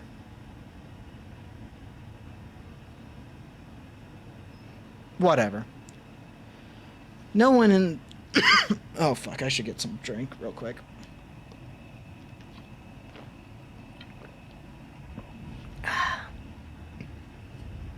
This game is heavy on the reading.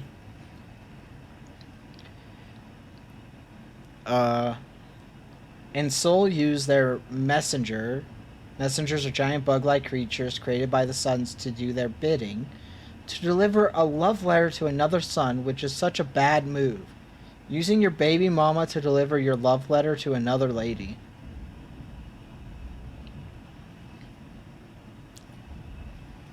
I mean, yeah, that's a really dumb thing to do. No one in the meager audience displays any enthusiasm, not even when the ringmaster thunders in on a horse-drawn calliope. Then come the acts themselves. Oh dear. The humiliated magician's trapdoors fails to open, leaving his glamorous assistant notably unvanished. The bereaved acrobat swings from a single trapeze, the other hangs lonely and unused. The pensive clown's fire-juggling act ends in disaster, and not the humorous kind. The less said about the lion tamer, the better. He should recover.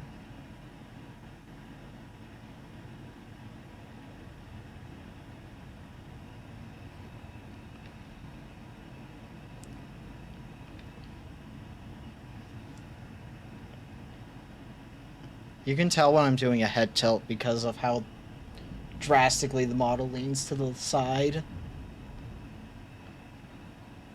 You spend some time watching the sideshow attractions. The amazing invisible flea circus is immediately disappointing. The circus's strong woman, on the other hand, is arguably too good for the place, effortlessly raising all manner of heavy things over her head. The problem is that she makes it look so easy that the audience just shrug, It seems that the only thing she cannot lift is the mood.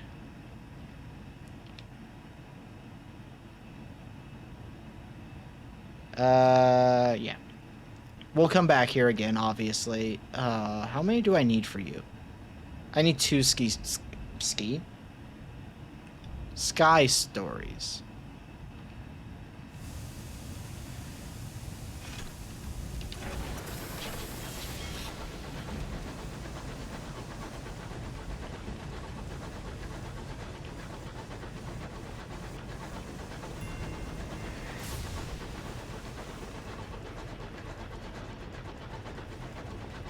Oh, that makes, you know what, that actually makes sense that we're going to find a corpse of the sun.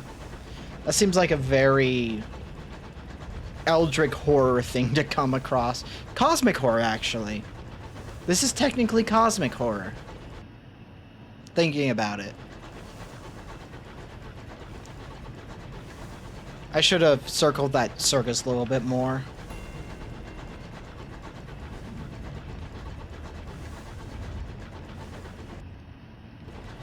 That's not a place. I'm guessing it's going to happen in London. Oh no.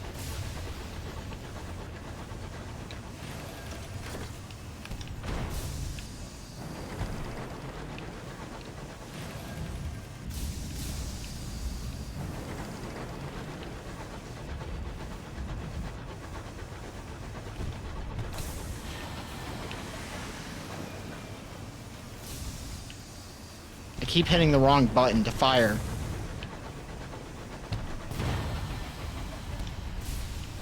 Good shot. Good shot, Tex Avery.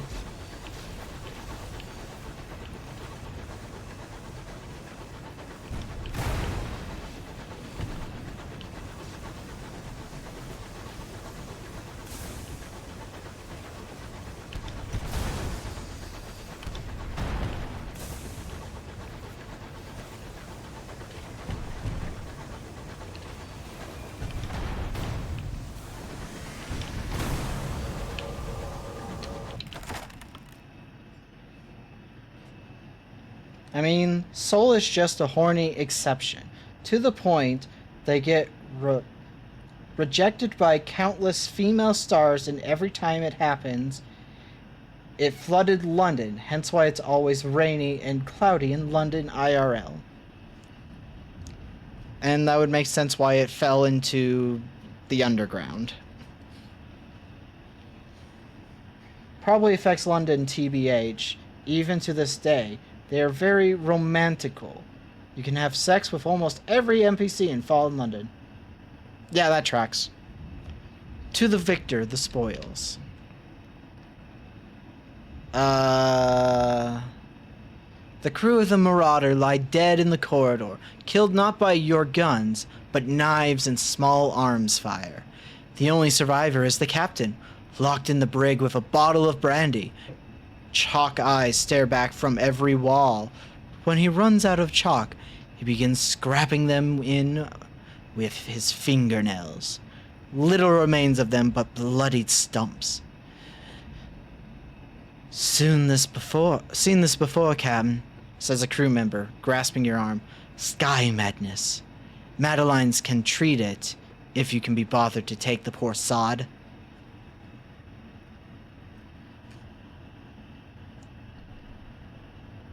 Oh, okay. Makes sense that there's multiple things that are fucking with London in this series. I mean, we're already going there, is the thing. So why would we not? Considering you could come into possession of sun egg...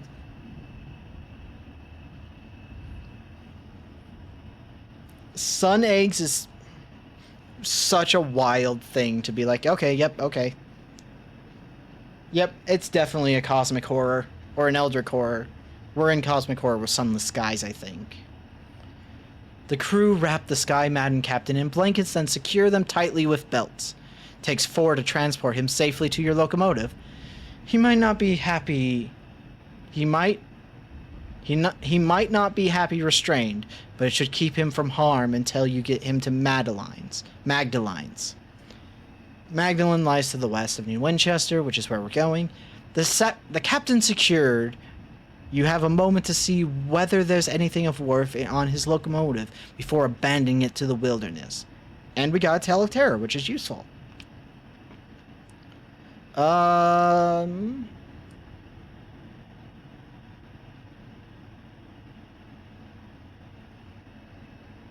mean, a small egg that comes from the sun would be a powerful resource. Let's get the cargo. Something precious has been concealed in a clasped jewelry box. A twinkle of gold upon a bed of velvet. A piece of worn jewelry. A name is inscribed on it, too faded now to read. No. Oh.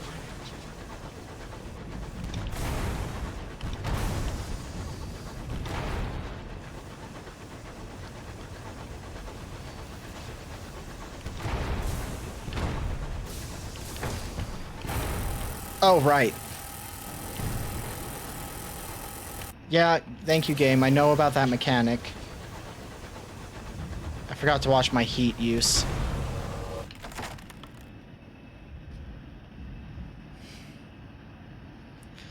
Okay.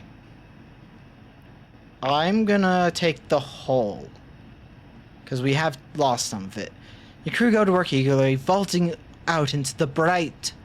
Tools at the ready. The stripping of the Marauder is slow and painful work. They are cobbled together of stolen parts. Finding suitable fits for your own engine is a process of trial and error. Many of your crew will have lost friends, family, lovers to the Marauders. It speeds the work. The Suns take their privacy very seriously.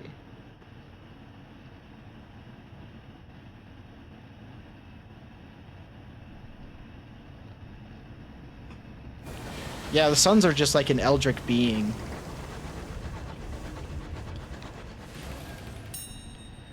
A wreck. The wreck gleams with frost. Its windows are dark, its engine silent. Perhaps something of value lies within. 60% chance. Or we can... I think we're going to mourn the dead, because it will lower our fear. If I remember right. Or terror, sorry. They're still very biological and petty like any other living being, which they take great pains to hide from other creatures. Fair. A simple ceremony. Doffed caps, a few words, a gloomy silence. But it helps. The only decency in the skies is that we bring ourselves. Oh, fuck, I'm low on supplies? Really?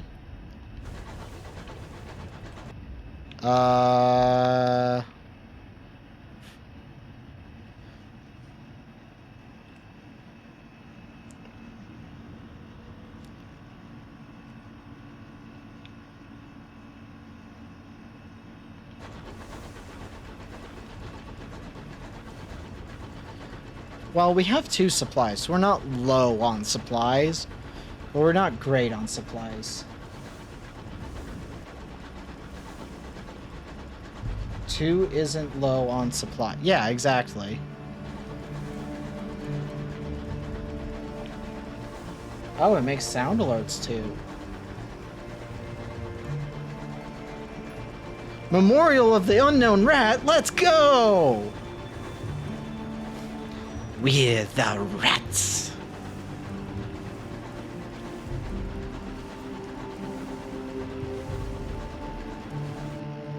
It's just, there should be a place to dock. Yep, sometime next week. Or maybe later, depending. I have to plan things. It will be time to go and read all my cringy fan fiction from about a decade ago.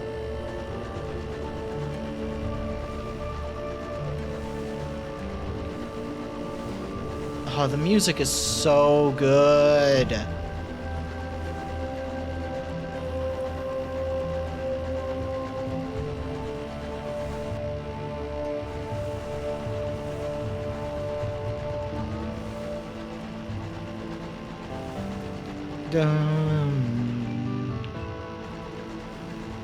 The fact that it doesn't play all the time is like my only complaint with the music.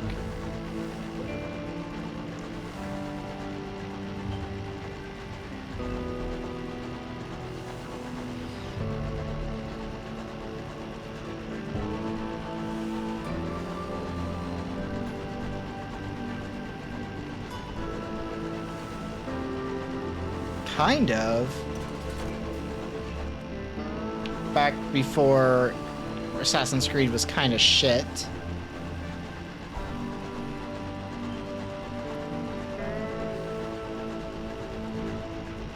Oh, poor rats.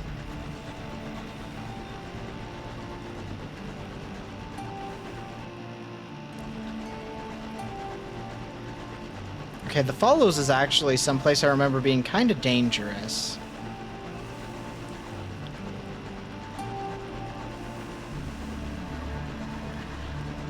Glow burns in the dark. Magdalene's where you can buy.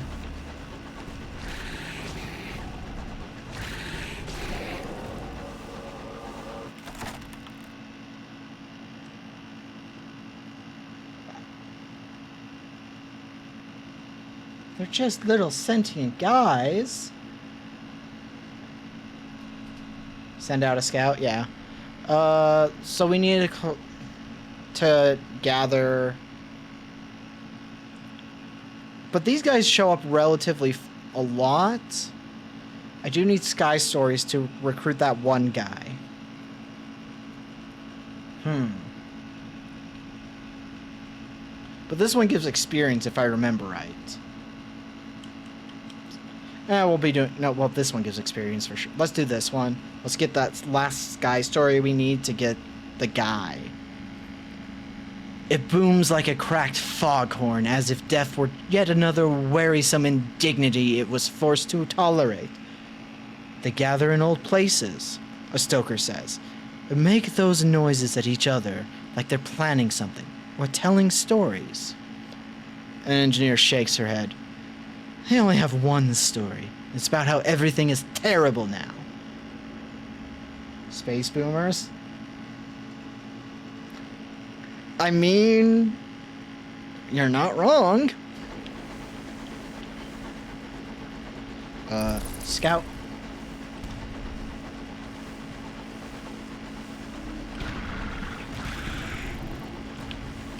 Oh god, stop. I forgot how to turn off the,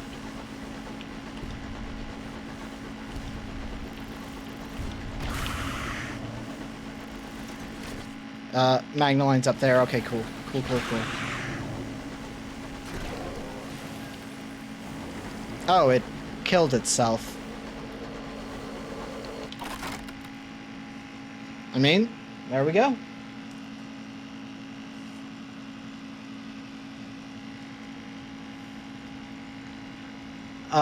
So we can't do these, obviously. This bowl was the king of its kind, an isopod with the dimensions of an elephant, sheathed in layer upon layer of semi-calcified armor plates, all wrapped around the temperament of an embittered bagger. Bagger must be slang in British that I don't know. Now, it is a ruin of muscle and shell. And we're obviously, I mean, this is the only thing we can do. You and the crew chip chunks of gleaming stone from the shell. Some shines like quartz, some glistens, banded like tiger's eyes. Some as deep and solemn as polished jade. Cantor Carey are so boomer they hate everything new.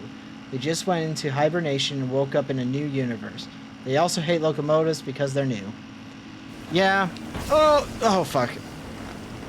I almost avoided that, but almost don't count.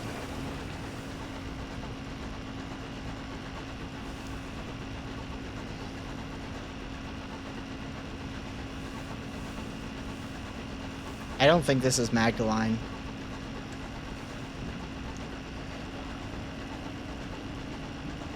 Oh, I think I remember what this area is. A horror! One of the more disturbing landmarks in the high wilderness. Don't linger. Your terror will increase more.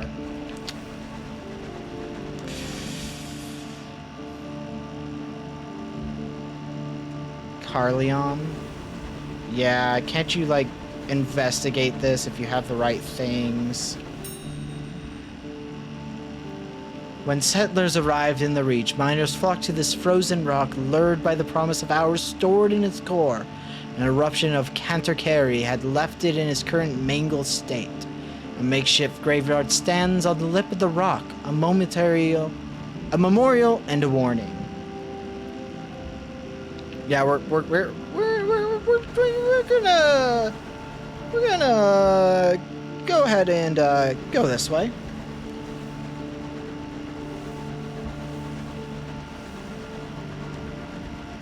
Oh, wow, our terror is not happy with me. Oh, ads. Now's the time for everyone to take a break, to stretch, get up, water, bathroom, whatever it is you need to do. I don't really need to use the bathroom, so I'm just going to sit here. I'll talk a little bit while the ads play out and hydrate.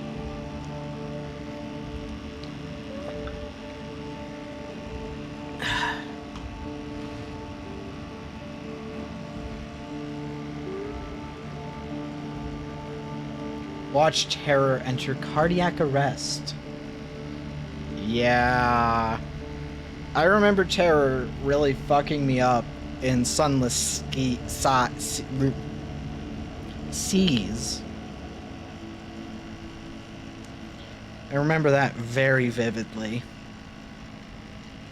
And that going to hell was literally the best trick you could do for getting fuel because it's super cheap.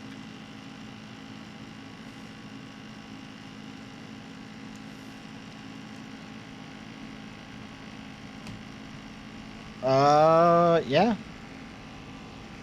I mean, obviously feel free to suggest any games for at all, but yeah, Halloween. I do have some games lined up, but I don't think I have a lot lined up right now. That makes sense. I know you can still find devils.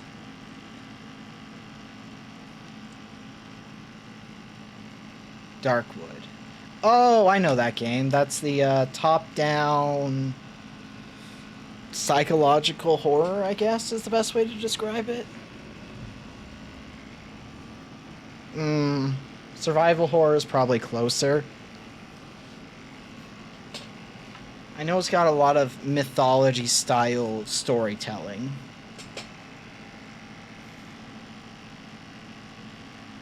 Yeah, I know a lot of the, like, bigger brushstrokes of that game, but I've never played it.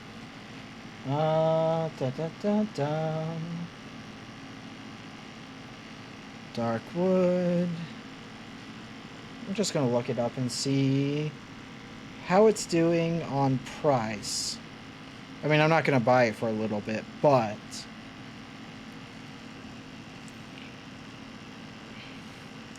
Oh, it's only 15 bucks. Yeah, I'll put that on the wish list, and then it can be one of our Halloween games. We're also going to play Crow Country, which is a game that came out this year. I played the demo, and I loved it, and I wanted to play more. But I'm saving it for October.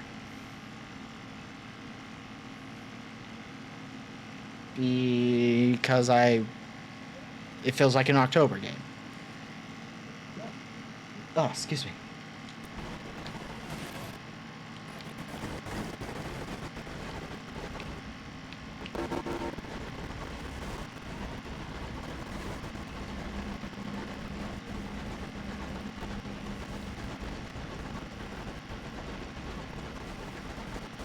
Still wakes the deep.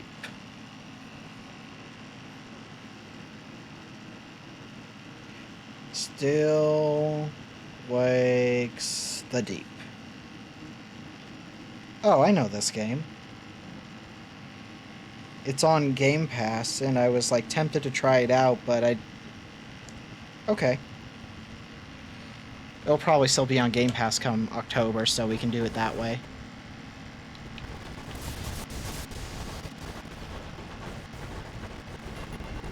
Gray Witnesses.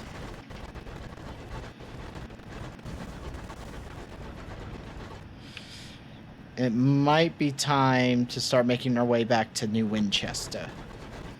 And then we can find where we actually need to go after that.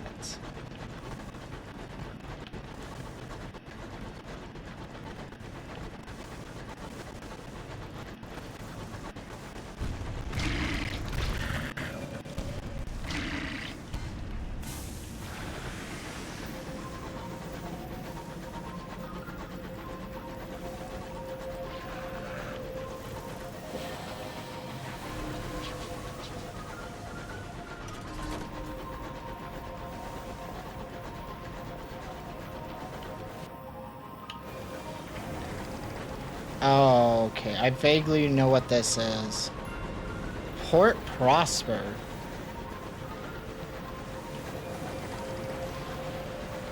The Mornington something span.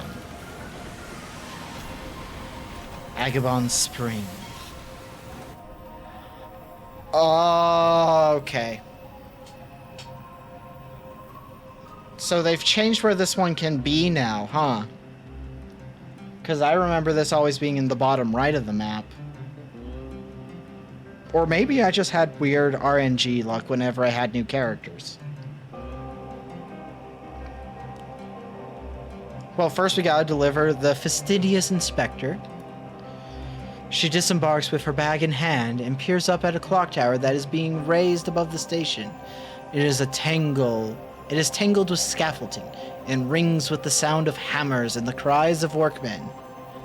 Accept your payment, yeah. Thank you, Captain. Here is the balance of our agreement and, as promised, a requisition order for fuel and supplies. Oh, well, now we're not even worried about fuel and supplies now. Let's go! She casts another glance at the incomplete clock tower. Given the apparent state of construction, I'd recommend you visit the worksite. There may be an opportunity there. And thank you for your pleasant conversation, Captain. The sky can be a lonely place. You enlivened it. I have included a small addition sum in your remuneration as a token of my gratitude. Remuneration. Cool. So we got fuel, supplies, and sweet, sweet cash. They plan to call it the Albert Clock in memory of the departed Prince Consort. But there's a way to go yet. The roof isn't finished, and the clock neither ticks nor bongs.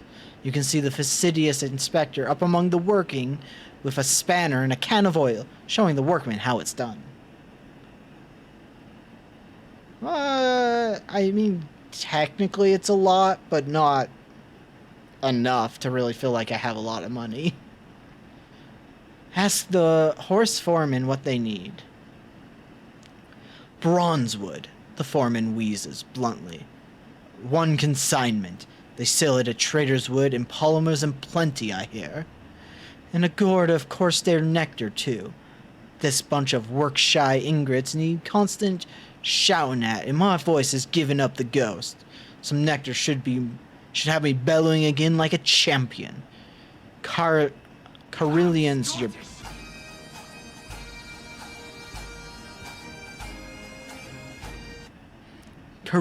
best bet. There, or Titiana? Yeah, because it's like,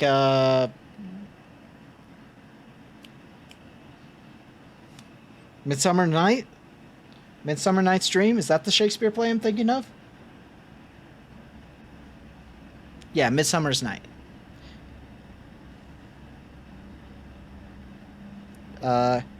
Carlion's your best bet. There, or Tatiana, the Flower Town. We'll pay, like. Take our leave. Its narrow streets huddle in the shadow of a great crag. Banners display the stony features of her renewed majesty. Wealthy West Enders strut by, exchanging polite greetings and veiled gossip, while city East End workers file into the hour-refining factories. Peeling posters promises fresh, wholesome lives in the reach to new arrivals, but most of the posters are years old. More newcomers arrive at Port Prosper than ever leave. Obviously, write a port report. Because I think you get money. I think it's just money, and you can shift the power balance.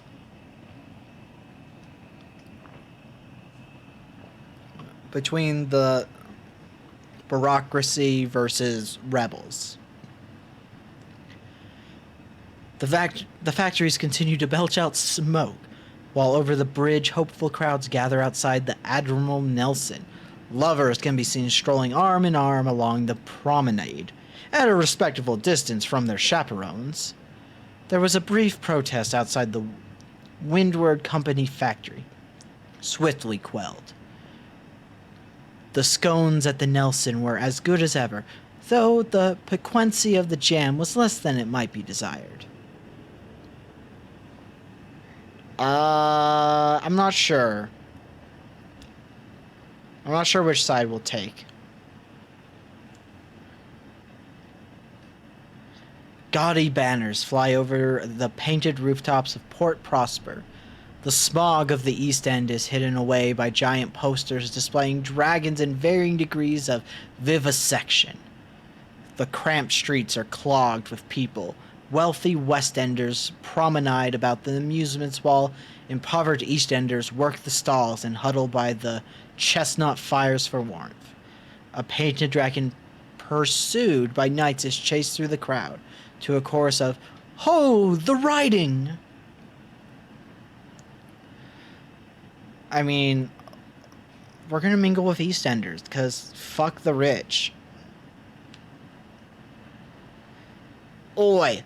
A wide-eyed East Ender elbows his comrade somewhere under the jacket. Who's all this, then? A crowd gathers from out of the shadows. You are subjected to a number of looks that, if not quite filthy, or at least grubby. Eventually, the huddle dissipates. The first East Enders extend a thin hand, lined and worn. This is a good sign you wanted to talk to us. I fully changed accent on that read. That was fully a different, that was vaguely southern the second time. So it's a good sign you want. Nope. So, I can't. Fuck it. We're moving on. I don't have that accent in my repertoire for long periods, for long sentences. You spend the afternoon watching vaudeville players satirize the Red Saint, and his dragon is an out-of-the-way tent, followed by a hearty supper of roast chestnuts and almost palatable ale down by the station.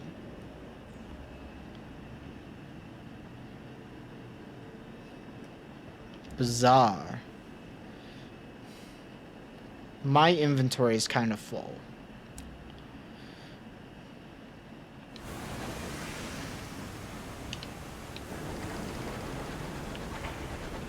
I know that we can get some experience if we go this way.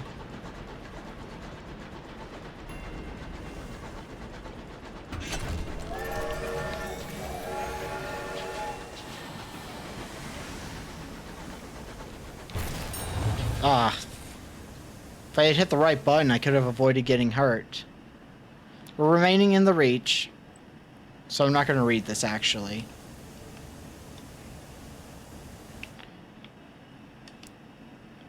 But we get a new level up. What's our new facet going to be?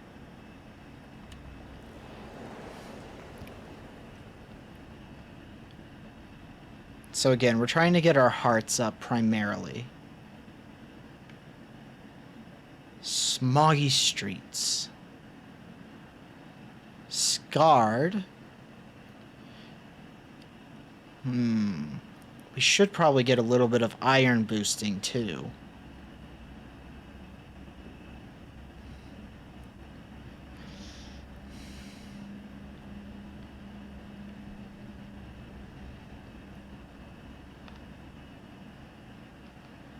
Let's go with Scarred. Well, maybe it's better to work on our veils right now. Get it a little higher.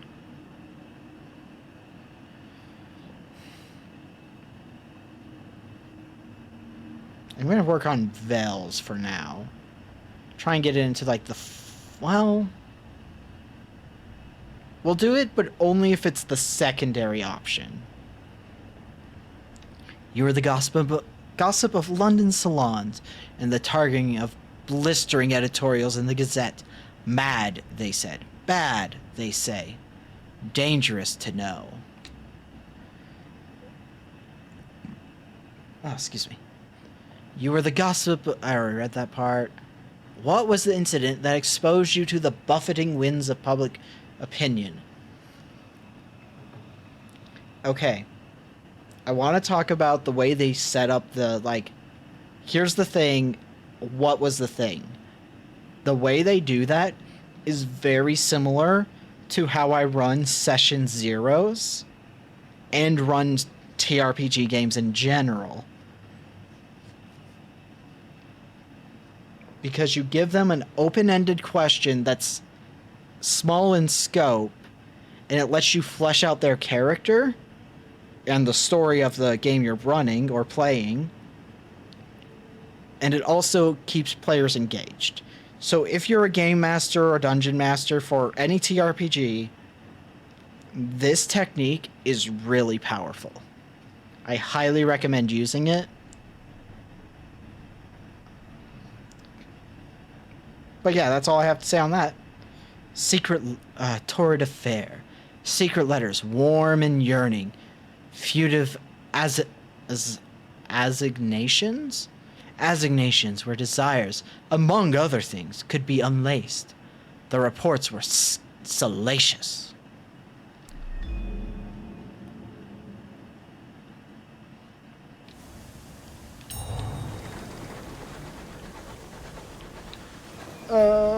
Turn a little better.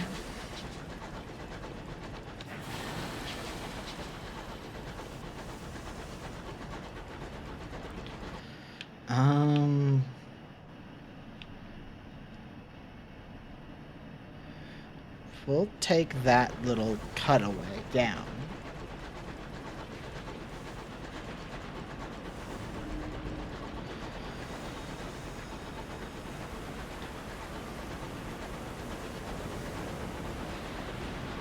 This game is like the right vibes for me today.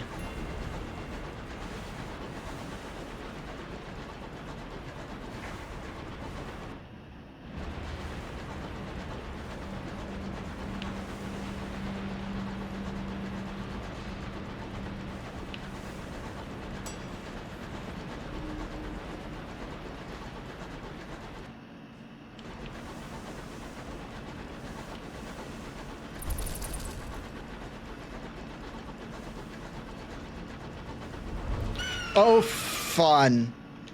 That's what I want to...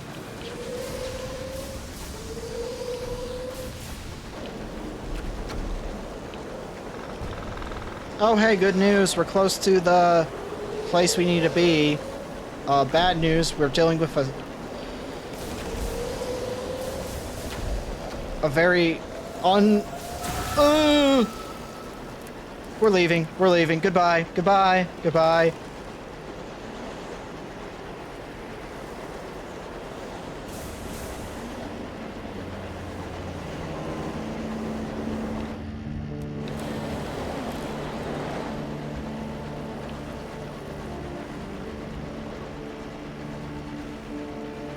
Yeah, I don't feel good about my combat capabilities.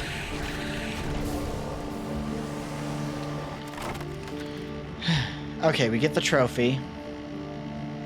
The crew set about the creature with hacksaws while the quartermaster prepares a board. The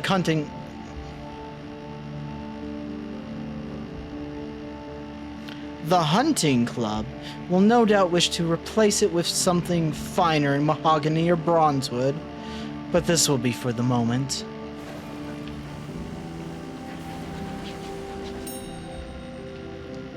Oh, I already have interacted with that. I forgot.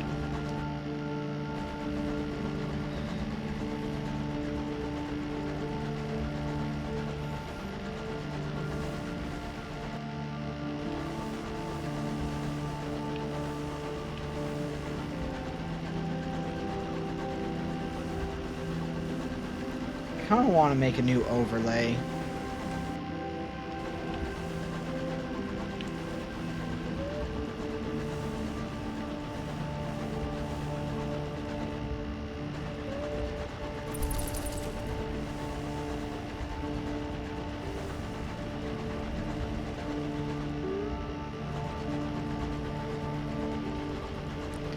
This feels like the, oh, fuck off.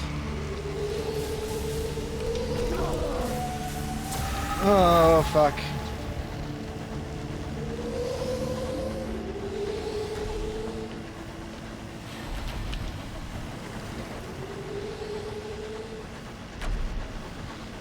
Oh, this is bad.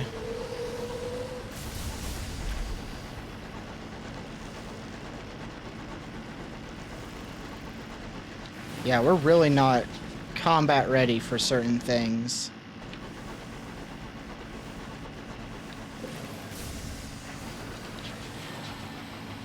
One of our first upgrades should really be a better weapon.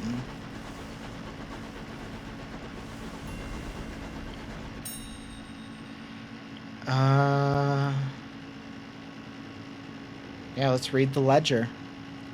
Oh, I didn't read any of this.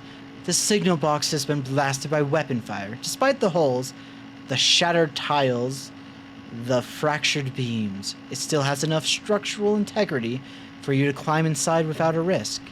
It was made with care and pride. Inside, beneath a desk covered with rusted levers, is a luggage trunk. Captains in dire need can borrow from the cash inside, but customs dictate they must replenish it later. The handwriting is poor, but legible. Captain Rowley deposited supplies, superstitious after a run of a bad luck. There is a column for miscellaneous notes. The captain details various damages done to their engine and causes. Hull, aggrieved canter carry. Backplate, bad latch off Port Prosper. Front plate, bad landing on Port Prosper. Hull again, Jones. A change in personnel gives the captain optimism for the next leg of the journey. Yeah, we don't really need to rate the ledger. Ledger. I can speak.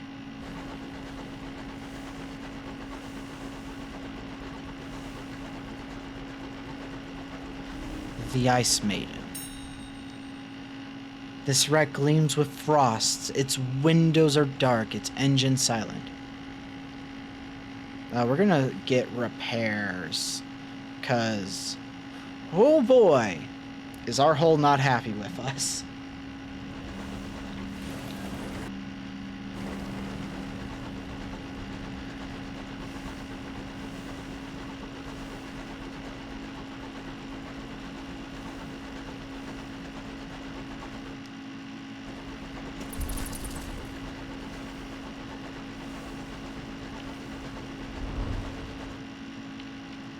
Okay. Found nothing. That is unfortunate.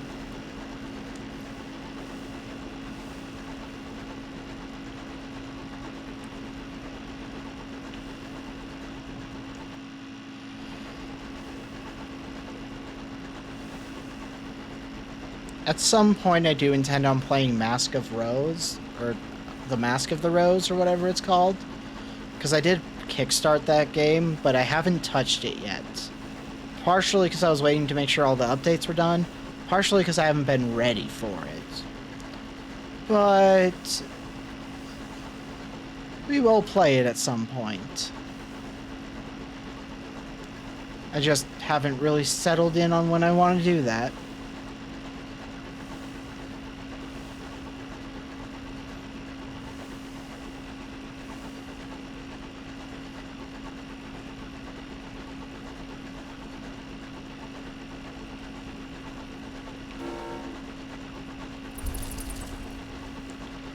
Alright, tell me you find something this time.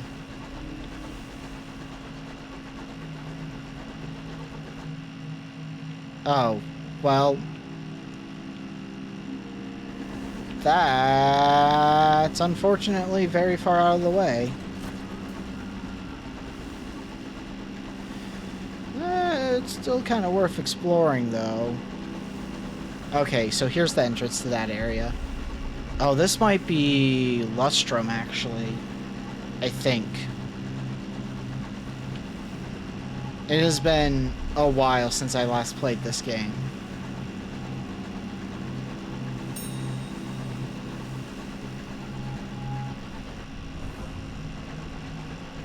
Oh, fuck. Never mind, never mind, never mind, never mind. Oh, okay, goodbye, goodbye, goodbye, goodbye.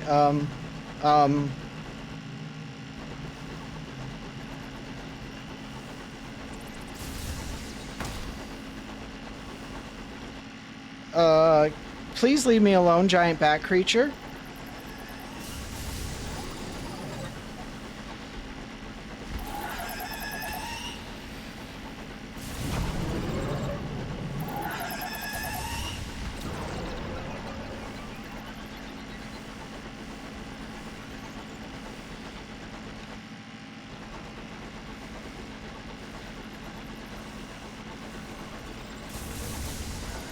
You are something I never encountered, so this is fun. Oh, fuck. Oh, fuck.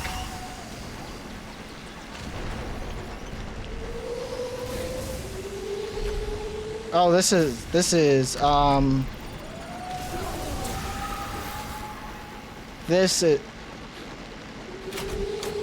was the wrong button. No, why? Don't stop. Could you two fight each other instead of me?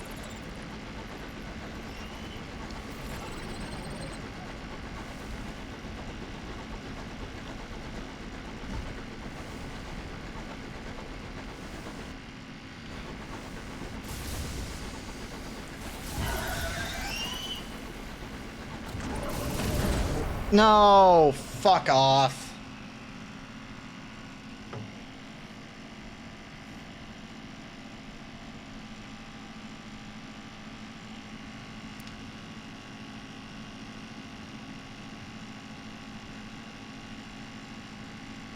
With a groan like a dying well, your locomotive's hull buckles.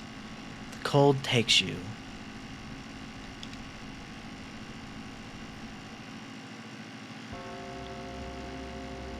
Look, I don't want to do the new legacy.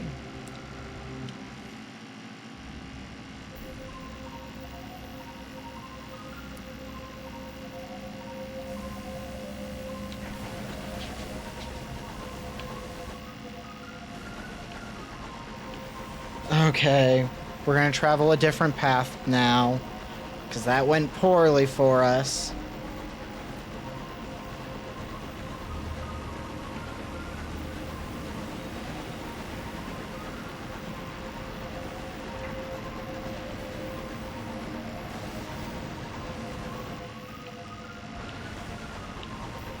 Oh, that's so frustrating.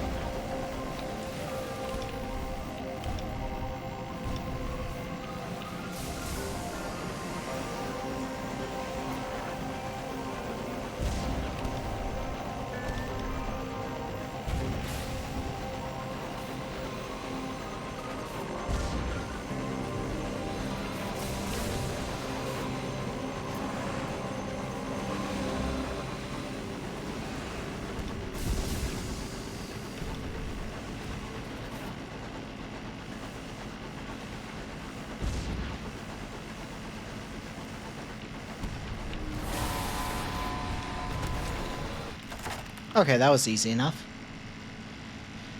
Attackeries favor scrappy, versatile engines that, when not skirmishing with company vessels, can serve double duty as traders, messengers, and transports. We're seizing the cargo. Attackeries often carry natural resources they have hewn, farmed, or mined from the Reach. Lengths of bronzewood, vessels of stickily corsair nectar, sacks of boisterous seeds, barrels of hours, fleshly dug from nameless skyrock. What did this one have?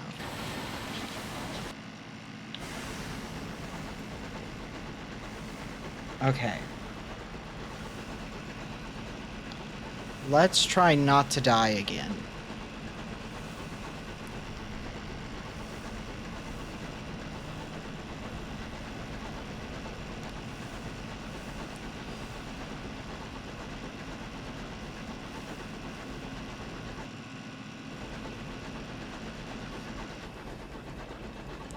Still need to find the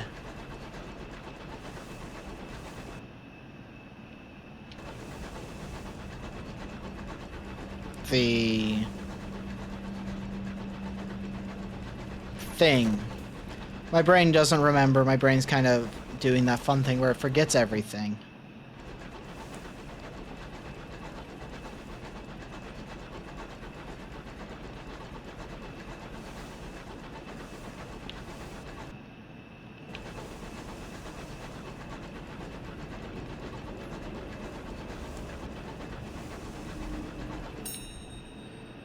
Force open the doors to the hold.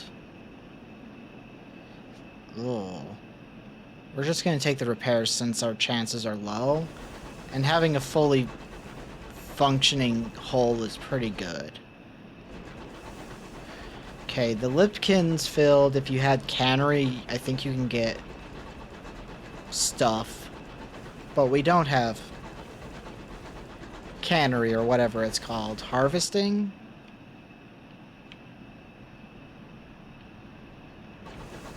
Well, the follows really fucked us over last time. So we're gonna avoid them. The sky here is cold and watchful.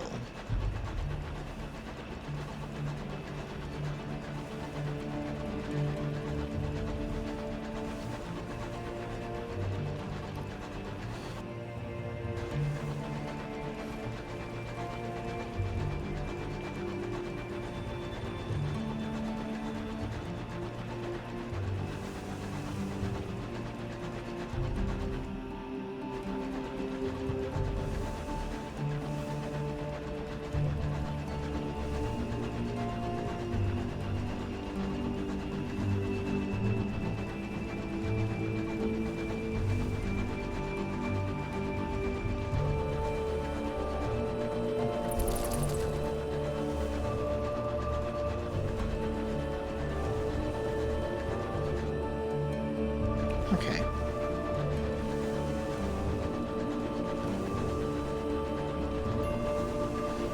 Barlasaw's Folly.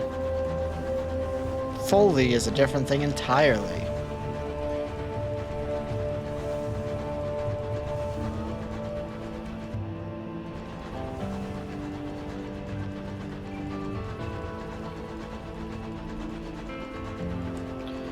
Lights in the distance, a stoker begins to sing a ballad about the chimneys of New Winchester.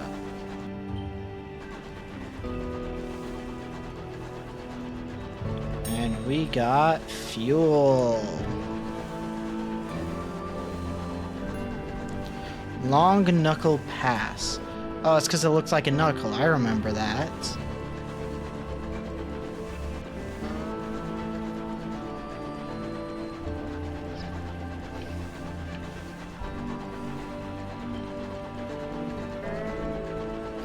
The distance clamoring of engine yards, assertion of smog on the windows.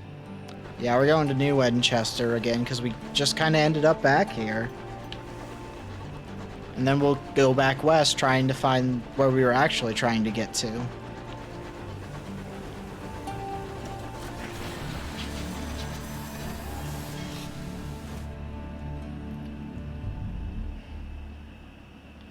A scrubbed clerk begs a moment of your time. I represent Halges, the banking house. I represent the banking house. I promise that this will take only a moment of your unquestionably valuable time. He produces a folded contract with a flourish. We hear promising things about you, madam. Very promising indeed. Indeed. We would like to extend our services. We provide a secure solution for the storage of your assets. Absolute discretion and steadfastness unto a death and beyond. We require only a signature. I am certain that this represents the beginning of a long and warm relationship between ourselves and your lineage. May it endure. I bid you good day, madam.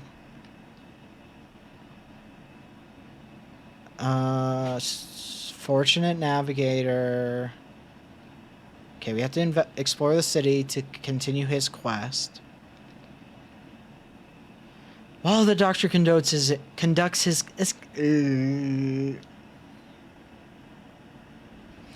While the doctor conducts her examination, the driver asks you to update their old records with their current employment. You take a moment's pleasure in the driver's ridiculous middle name and pass over the field on gender, straightforwardly crossed out. Their address was last an eyebrow-raising, prestigious New Winchester townhouse. You amended to the name of your locomotive. Ah, the doctor says, peering into the driver's ear. A case of verdancy, a fungal colonization of the brain. Not uncommon in the Reach. You've noticed uncharacteristic impulses, changes in behavior. She eyes the driver's sky suit and scars. The driver nods. Yes, the spores root deeply into the brain. Attempts to extract them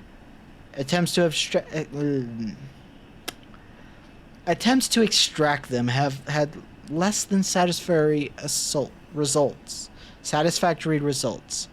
I'm afraid the best description is to entertain them. Take them where they want to go, see the things they want to see. Typically, a little travel does the job. They'll soon lose interest.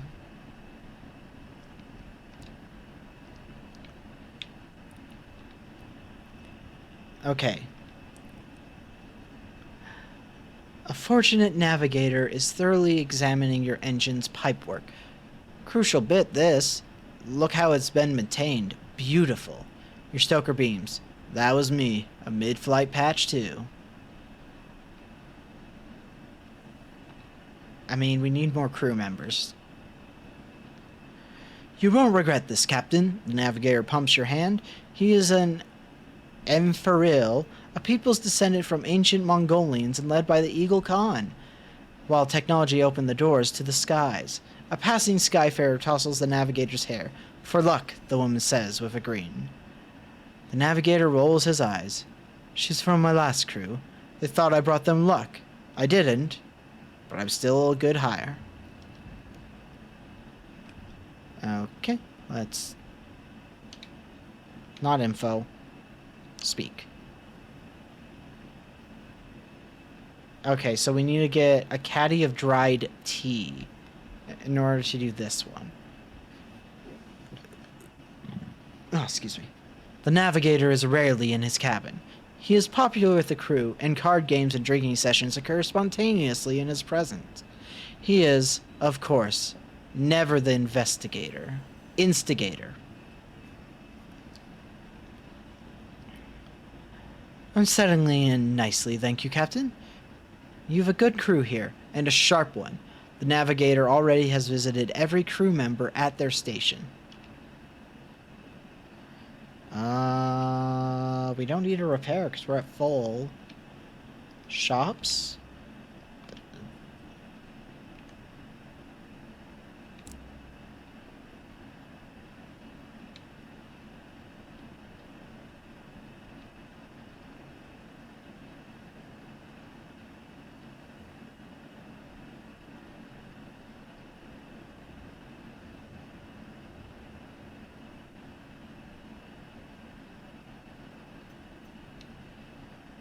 Yeah.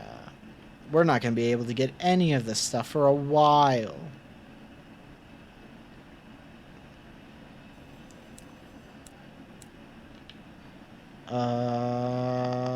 Victoria Market? Is that what we're trying to do? I mean, I'm selling them. Get us a little extra sovereigns. We'll buy one supply.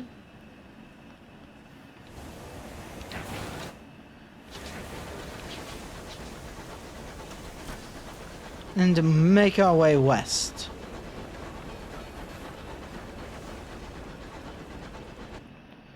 This time, we actually should find where we were trying to get to.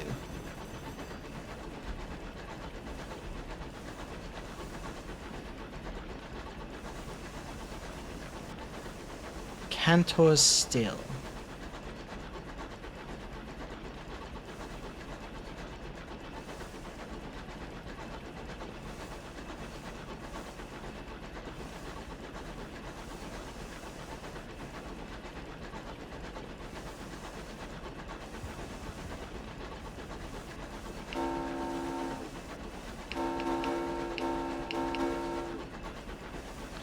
Young's found.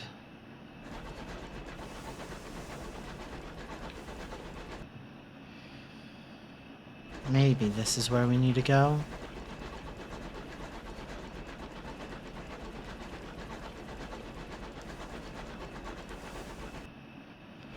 Bum bum. Bum dun. Well, I know where that leads. And we don't really need to go that way. Yet. Because I'm hoping that it's, like right down here somewhere.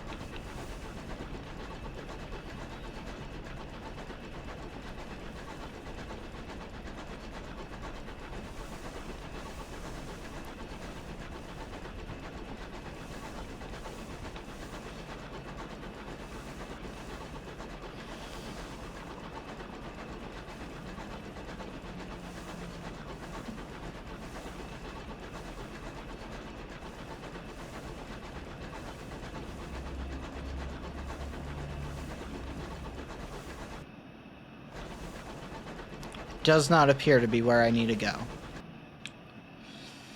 Because we're definitely more south than west at this point.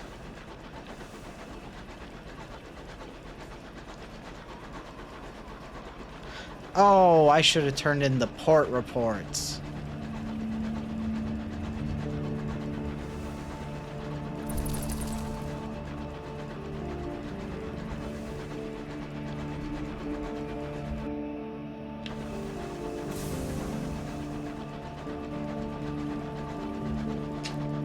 Well, sometimes you just fuck up.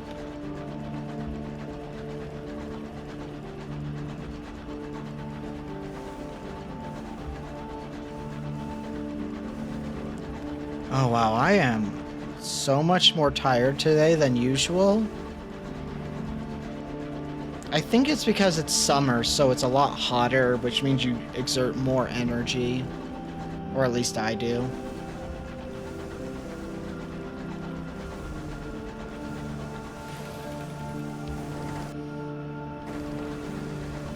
I guess we're going this way now.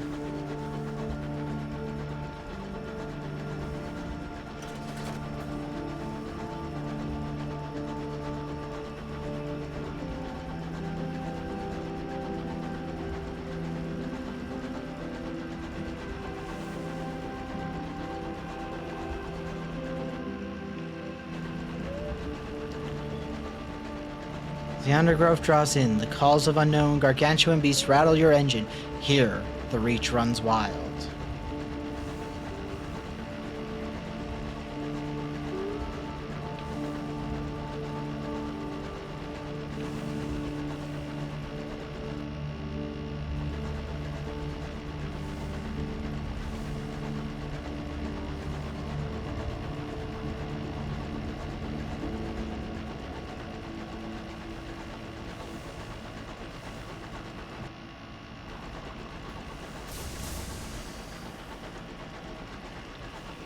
Fair.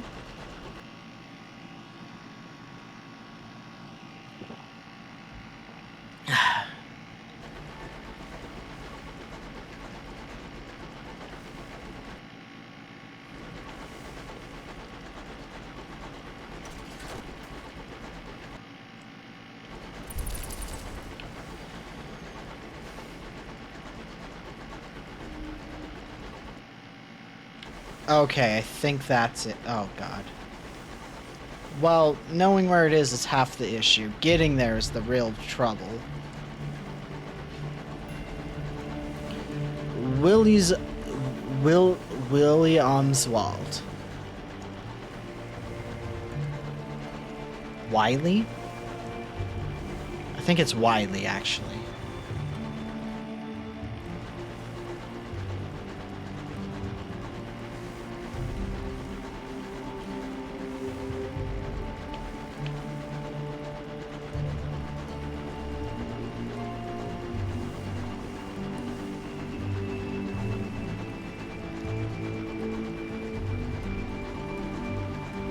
The sky winds are... Oh, this is Tatiana.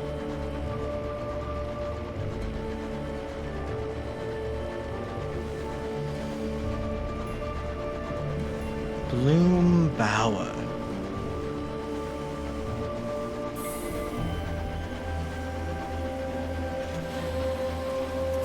Okay.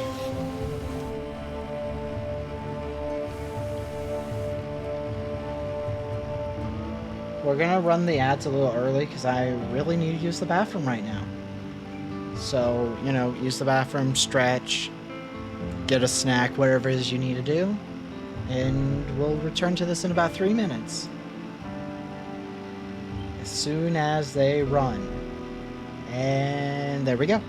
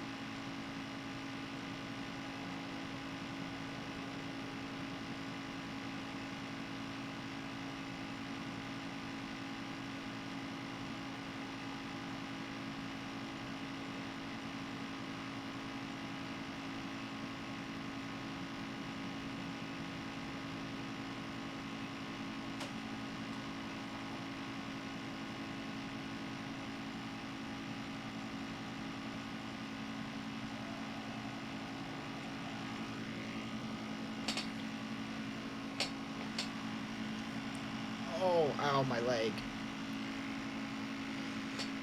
My muscles aren't happy with me.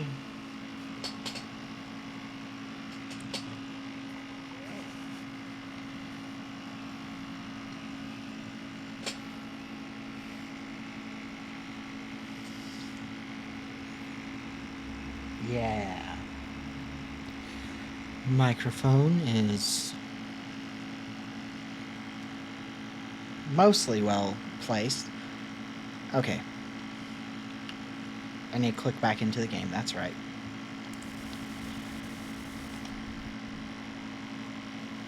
Tatiana is cupped in the petals of a colossal orchid, heady with scent, lurid with color.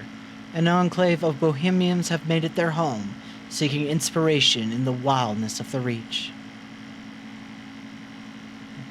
Oberon's Landing. This port unfurls itself, welcoming you ashore. This perfumed haven was ended for thinkers, artists, philosophers, and poets. Instead, you enter into the main dome to find yourself surrounded by arguing bohemians and the unfinished shells of buildings in a variety of styles. Nobody looks happy, but everyone agrees it's someone else's fault. Well, let's write the report. What is Tatiana? A question with no easy answer. To the poets, a place of inspiration. To the stoneworkers, an untouched slab. To the playwrights, a blank page. A place of tranquility, of creation. And your interviewee pauses, suddenly looking worried. Do you hear buzzing? Apologies, must get inside. You can't see or hear anything, however, and must assume it's just a force of habit.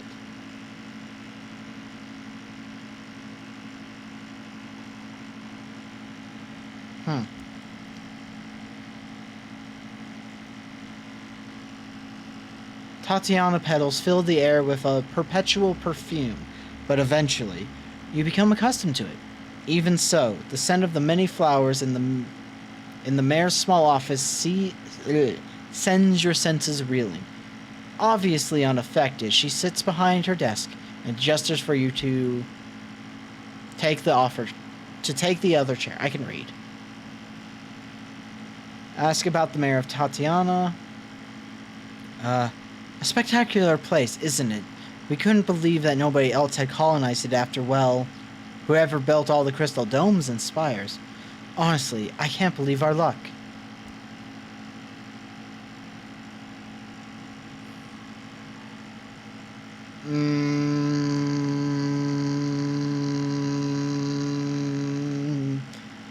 Doubt?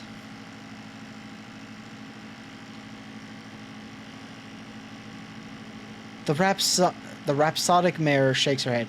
I think you will find most of us self-sufficient, Captain. Enjoy your visit. Take in some poetry. If I think of anything that we might require, you'll be the first to know. No, that was me.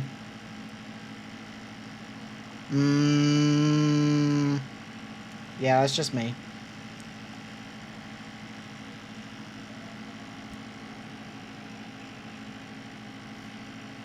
Turn to the main square. Explore Tatiana. Light sparkles through the jeweled petals into the marble white paths. Wherever you explore, poets and singers perform their latest work, while artists peer behind canvases to try and capture the beauty in oil and chalk. In the horrors of the high wilderness, this is a place of safety and wonder, where nothing could possibly disturb the peace.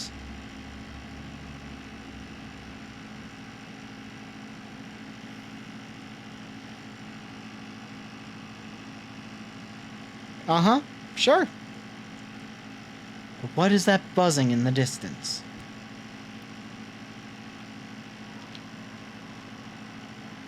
Bizarre. Okay.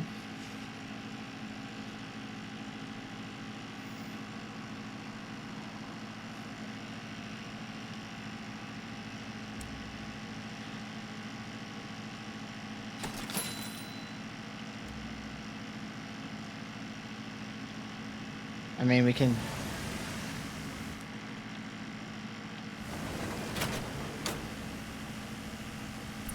Nope. Fuck. I forget the buttons every single time.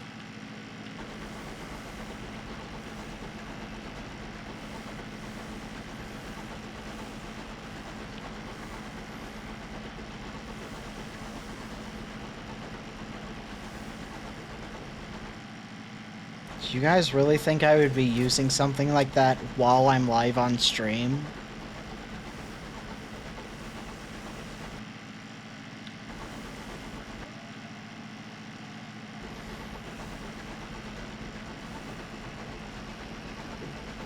I may be a degenerate, but I'm not gonna do that stuff on stream.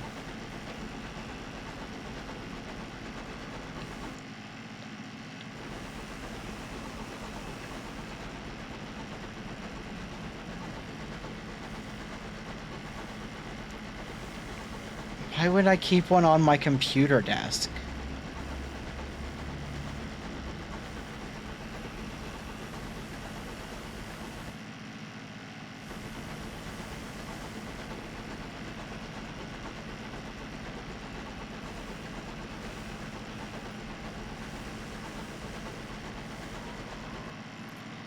I mean, vibrators are meant to be small, so I would hope not. That'd be admitting to having a macropenis.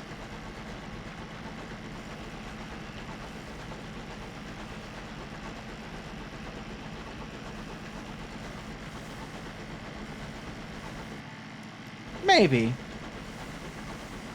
I am not your parent, though, so I'm not gonna worry about it.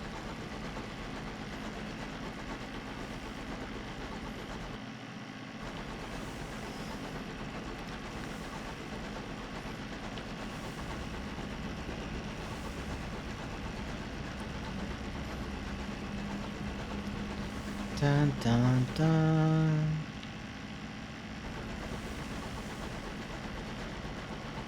Oh man, my supplies are not doing happy right now. I mean, I got some supplies, so we're fine. Is that a port? No, that's just lighting. Ooh, I crested against hitting that wall.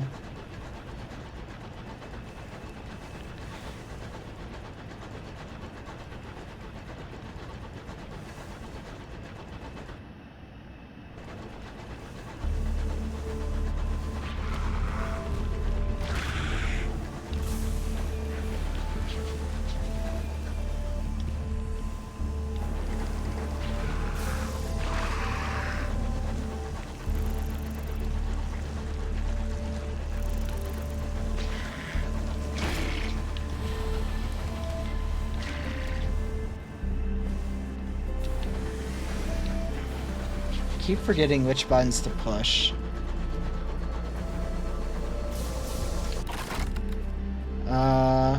Praise otherworldly artifacts from between its plates.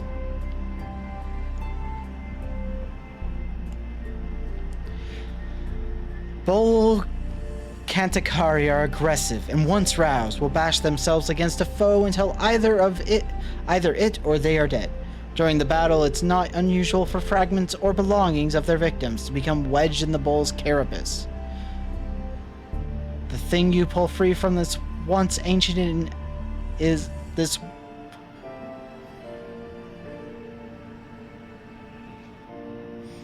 Okay, let's try that again. The thing you pull free from this one is ancient and inexplicable. Perhaps a use will present itself. So I remember those being incredibly useful in Sunless Sea. I don't know if they are as useful in this game, though. Otherworldly artifacts. Which is a very Cthulhu-style thing.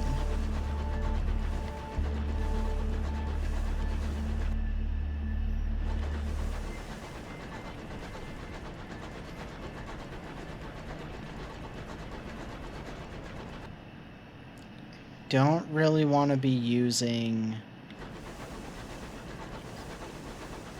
my supplies for reconnaissance.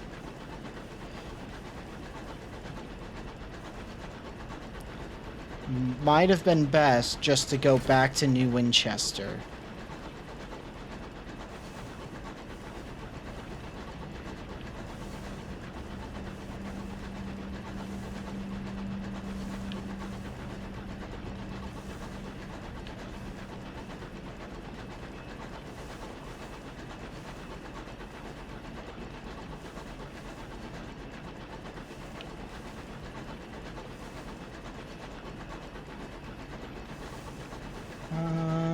dun, dun.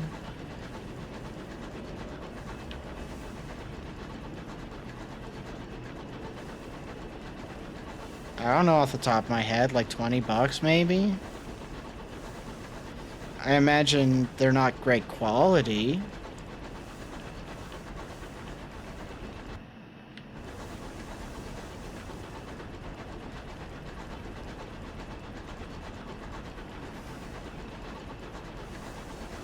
But I mean, they would get the job done, so I guess that's all they really need to do. Yeah, I'm gonna cut my losses and head to New Winchester, because I don't want to risk running out of supplies for an area where I might get screwed over. That makes sense.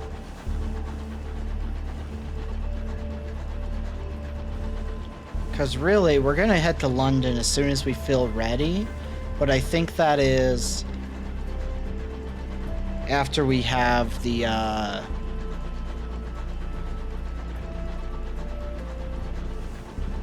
My brain just gave up on me.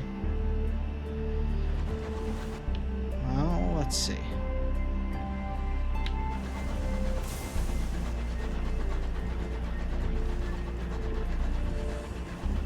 Right, we just want some upgrades going on, and to finish some of the more interesting stories, not all of them.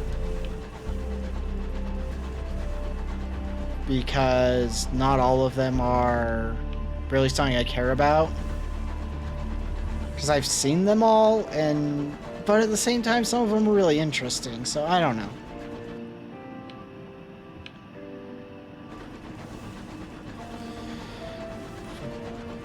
Yeah, we're going to be playing a very dangerous game on supplies.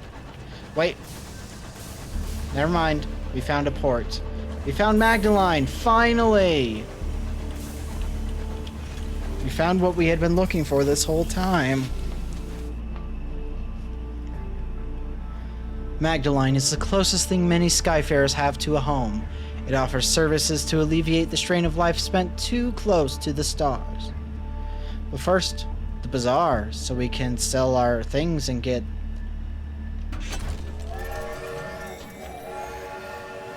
The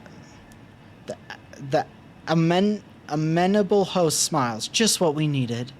Although I must admit, I do miss roses and lilies and bluebells. Bluebells, oh my god.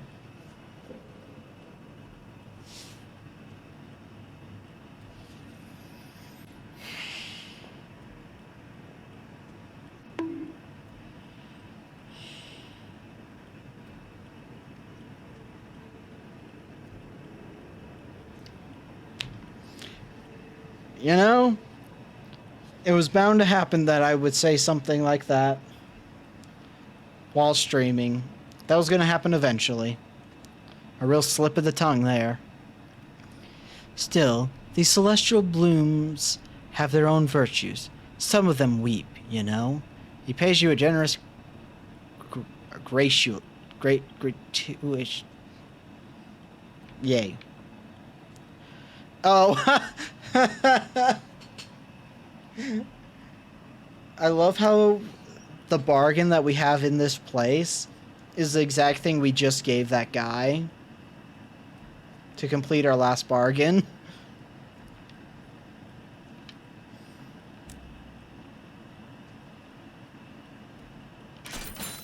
It's a bit expensive, but we're gonna need it. Anyway.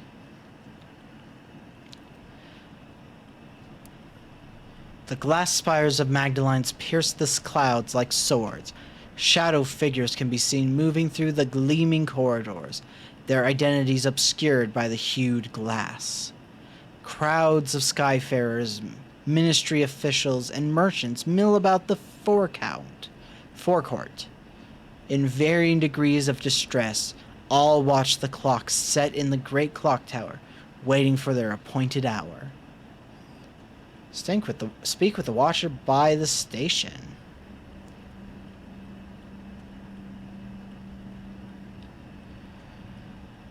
Sorry, the man apologizes. I didn't mean to stare, it's just We've been waiting for a delivery from London. Really important supplies. I don't suppose you might be headed anywhere near the relay to Albion. Would you?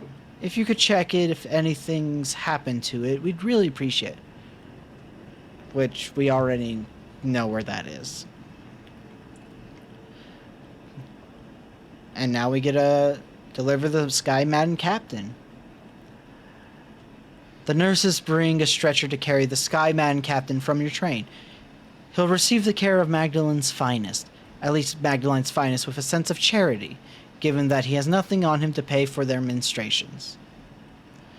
So we have a vision of heavens. We are briefly without terror, and we gained 100 experience.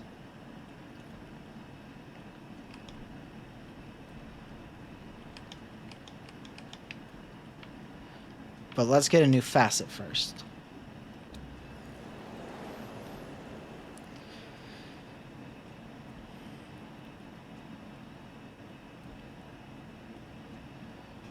Oh. I mean, this would get us some affiliations, which is really good. A moment of inspiration. Hearts and mirrors. Hearts and iron. Hearts and iron plus the affiliations.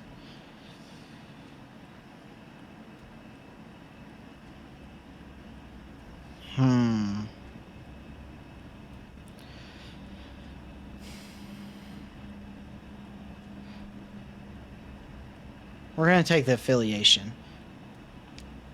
For a time, you enjoyed the favor and protection of a mentor, someone who saw your potential and decided to nurture it. Who took you under their wing? A blind bruiser. He attempts to distance himself from his lecherous past of mixed success. His guests were scarred and rough-spoken, and told bloody tales of smuggling and thief-oaths, and nameless murders. I really like the way the level up screen looks.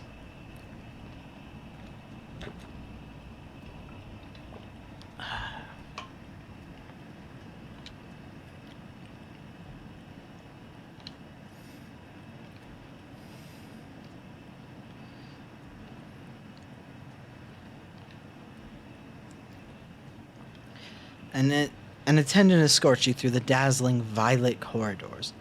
The host's red door is always open. The attendant leaves you just as the clock begins to chime.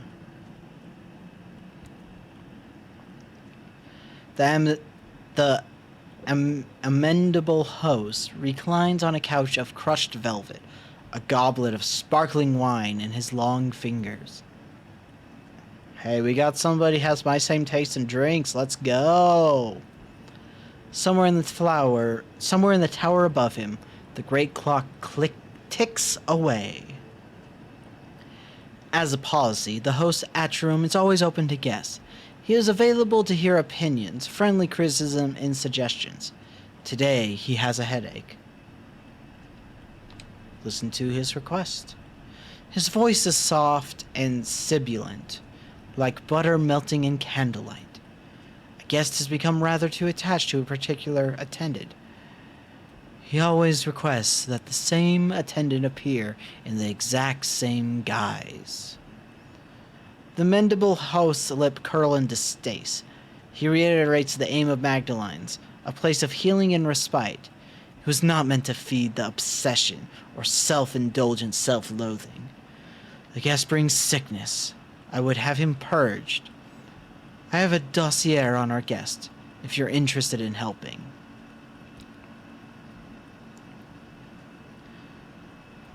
Take the guest dossier. The mendable host smiles indulgently. I'm so glad you want to help. He produces a thin sliver of pages and passes them to you. I'd recommend taking on the role of one of our attendants. That way you'd be playing the role of someone significant to him. The amendable host sighs, reaching for his goblet. He knows all of our attendants by voice now. Someone new is needed.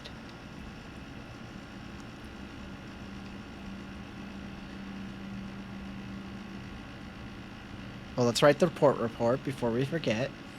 Magdalene is abuzz with activity. Barely has the clock chimed, then a clamor goes up at the front desk, guests rushing to and from appointments.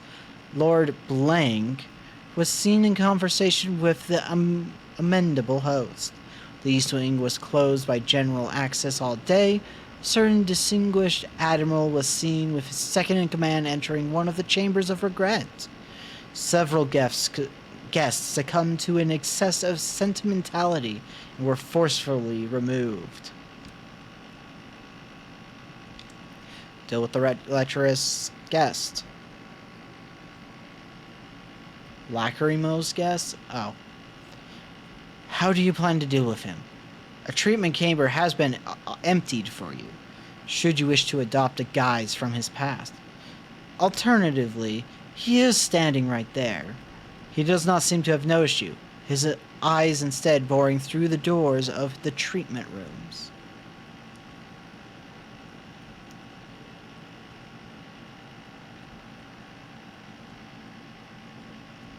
Disguises have caused the poor side enough trouble. That's what I'm going with.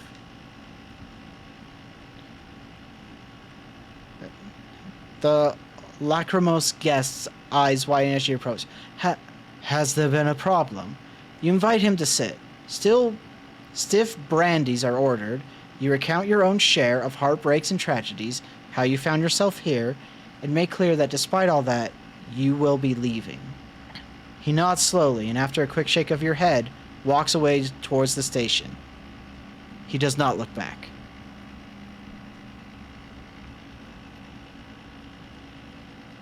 I love the ticking clock in the background. It's very nice. An attendant escorts you through the dazzling violet corridors. The host's red door is always open. Oh, I don't need to read this. The amendable host smiles beautifully?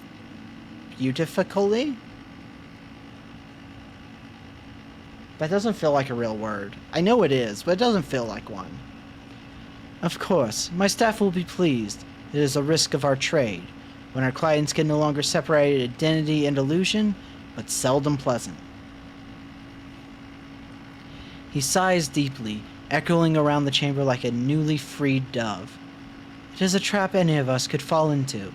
His face darkens briefly. Here, take this. He fishes around beneath his couch for one of his goblets. It'll fetch a pretty price. Take it with my thanks, and do visit us again.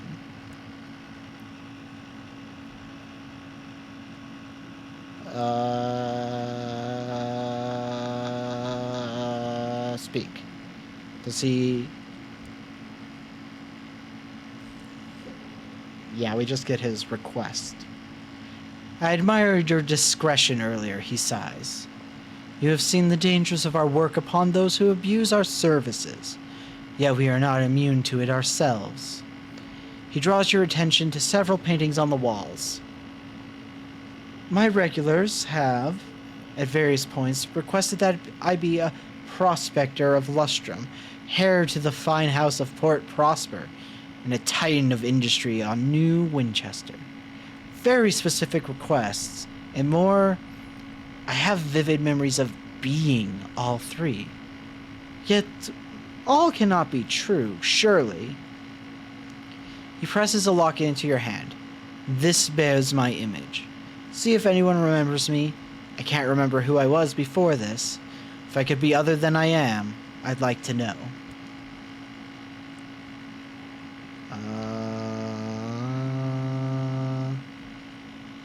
Treat your nightmares. We don't have nightmares. Treat your terror. We don't really have those right now.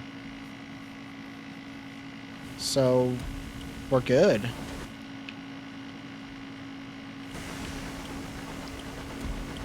The way with which I perfectly, threaded the needle of not finding this place is impressive. I do have to add that in.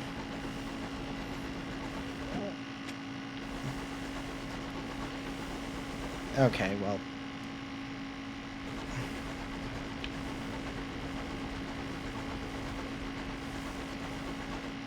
truly impressive. If I had just continued going south when I... Man, I am a skilled navigator and pilot.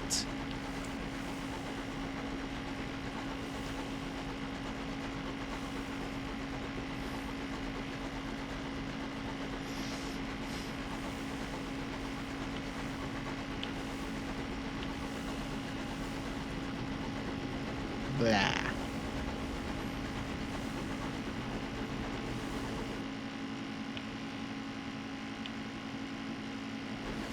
Bleh.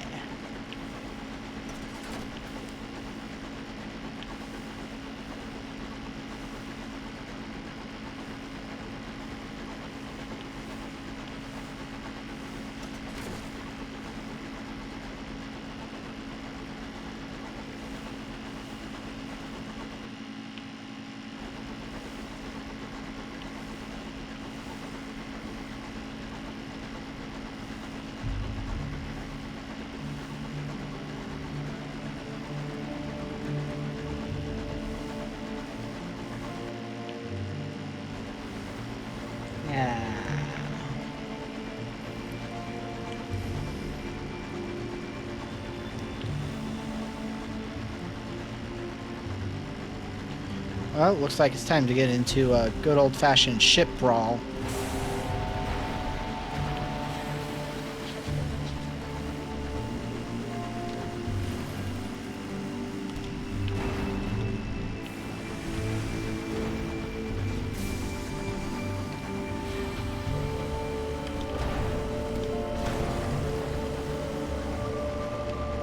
Alright, let's loot. You prepare to board the buckled wreckage, poised to plunder the plunderers. Behind you, someone is humming a song of victory. Okay,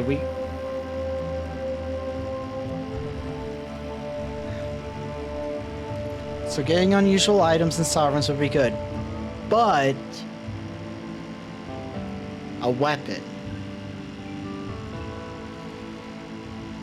We have the reclaimed marauder Mongolia? Mangonil? Whatever. Your crew return in one piece and bearing the spoils of your victory. It was a right devil to remove, Captain, says the lead engineer. Hope you'll make good use of it. The Marauder cannon launches chunks of jagged, superheated rock via a brutally basic mechanism. Simple, ruthless, effective. Let's go! I love having good luck in video games. I think that's part of the reason I actually do well in video games, is I'm just stupid lucky sometimes.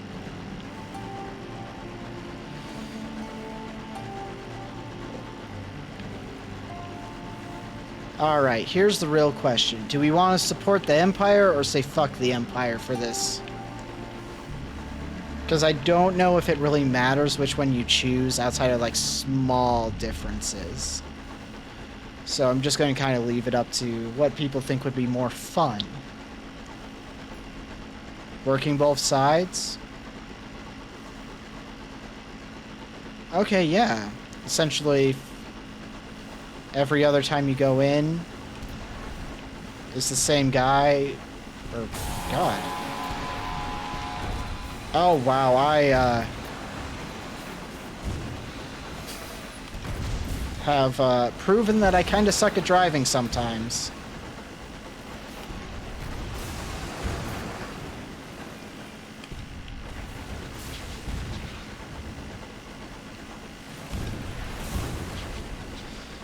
Okay, we gotta be a little more careful.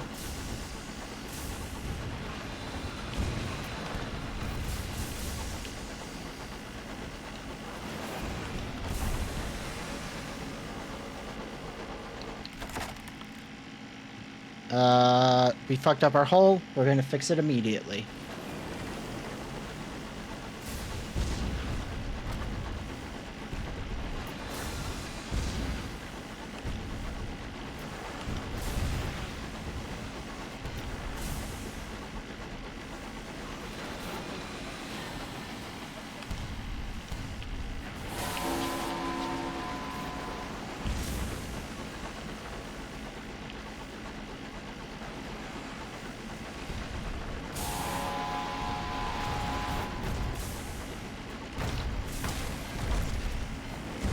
We do not run from fights.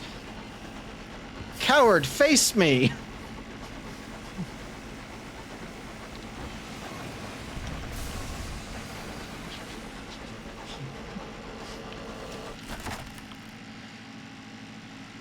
Search the hold. Solid crate. Carefully packed crate of munitions. A gunner sniffs just before the lid is wrenched open. Gunpowder, they assert, before assuming responsibility for the opening. Once the lid has been carefully pried off, the case's gleaming arsenal of ammunition, sealed powders, and callous weaponry is laid bare. This will fetch a handsome price. The heavens do not lack for murderers. Oh no, we're low on stuff when we're literally just north of. Yeah, I know that we're low on fuel. Thank you for the tool tip. I definitely didn't understand how this game works at all from when I played Sunless Sea. To be fair, Sunless Sea's combat was boring, a bit complicated.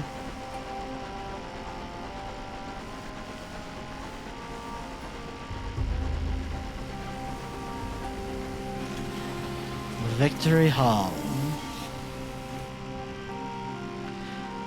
The Assembly, a coalition of independent-minded settlers collectively called Tacites, rather gather and argue here. Deliver port reports here to receive rewards and win the Tacites' favor.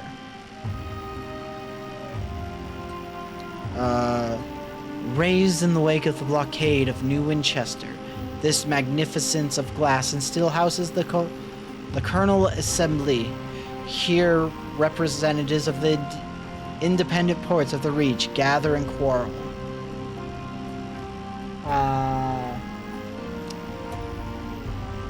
Deliver port reports. She listens with a scowl. Well, I'd rather know than not, I suppose. And thank you for bringing this to me rather than that bastard stovepipes. I'll arrange a gratuity.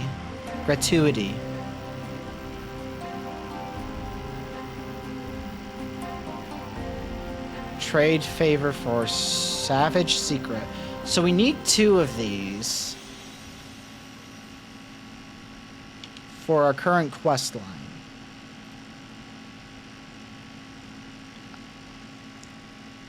So we can actually continue the main quest line just by doing that. Let's go. She leans in close before she speaks. Her voice is low and laden with tobacco. She shares that she knows of several motions that have not yet reached the assembly floor. Some would make changes to laws that is helpful to know about in advance.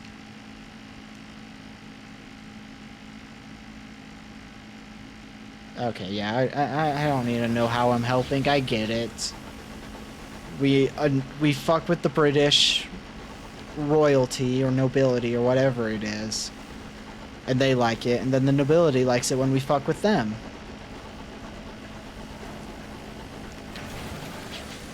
But New Winchester, we return.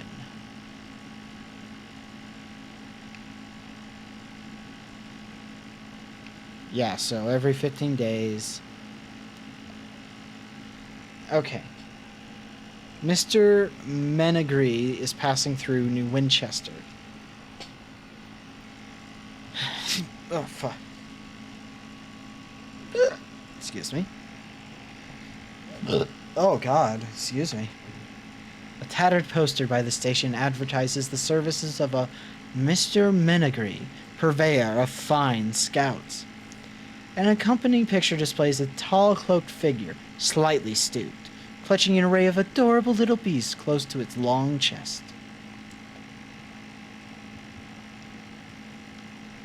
Oh, wow, we can't get any of these. This is the one we're closest on, but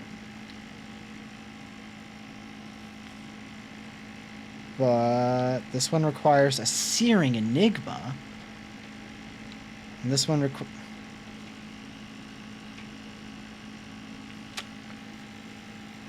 We had a chance to get one of these recently.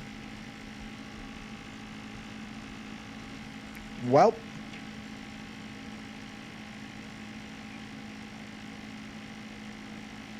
Oh, but it requires a mirrors of 65, so we're fine not getting any right now. The cloaked figure, I didn't read this, looks up as you approach. Its garnet-hued eyes gleam from the darkness of its hood. Scouts, it rests. Hopefully its voice like a cleaver on a whetstone. We trade scouts for things and stories. It leans closer to you. We're leaving soon. Mr. Menagri nods its head. We are moving elsewhere soon, but we will leave a note saying where we have gone. We will have more things to show and stories to tell. Turns away, humming an eerie tune to itself as it gathers up its things for the next leg of the journey.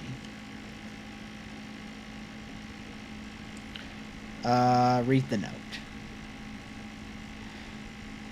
We go to the Regent's Obelisk, where you have made into a... Okay, I know where that is. That's all I need to know. Okay, before we do things... Attention! The annual allotment. Completion looms of Port Avon.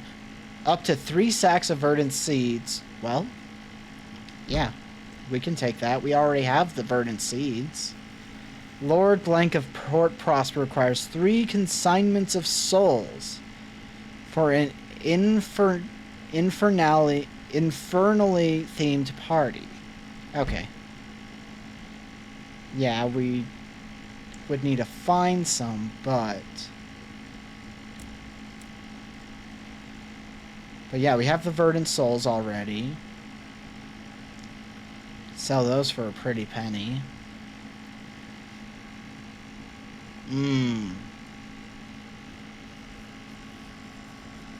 Can't remember if you get a lot of... If you end up... You might need to use a lot of munitions for events, I think.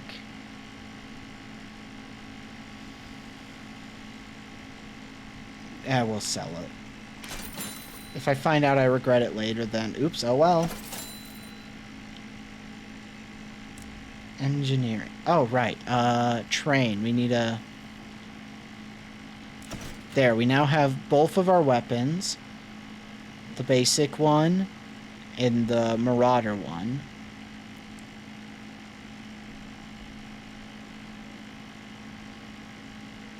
I mean, if we buy anything, it shouldn't be weaponry. It should be one of the... Because we only get one.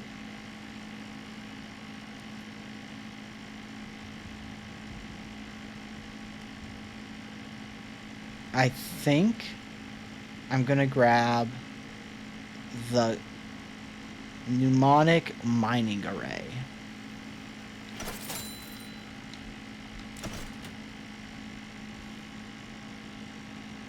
Yeah, so we have big cannon from just raids. New Winchester. Let's go back to the station. Because now we have the secrets we need. Privately, you examine the letter. Oh, we don't need to read that part.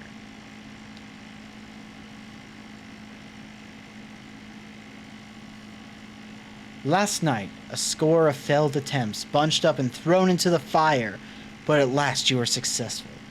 The pages concealed not one hidden message, but 2, each complementing and confounding the other. The first is an exoneration to meet at the same place and under the same circumstances that you last parted.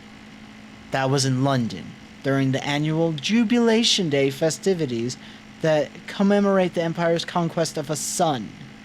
The second is a sequence of letters picked from the crosswords, which alone took entire nights to complete. You scribbled them down on the back of the envelope.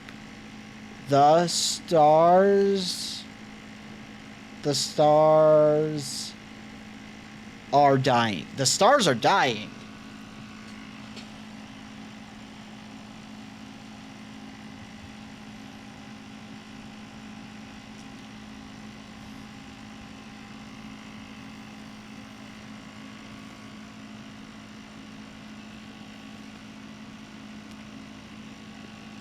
Well, that's not good. I'm just gonna assume that's not a good sign.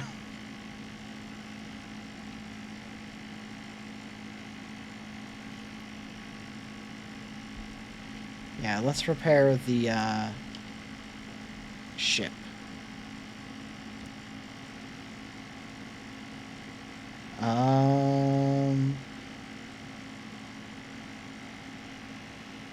Search for the amendable host's identity.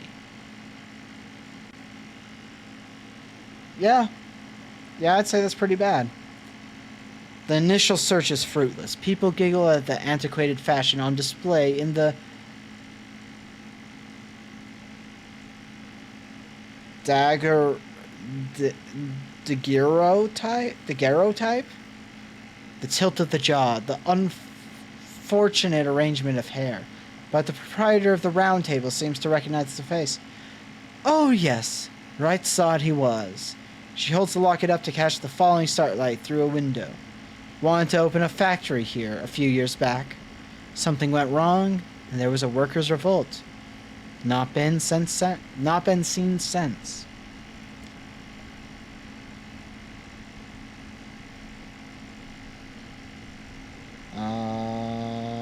I think that's all we do here.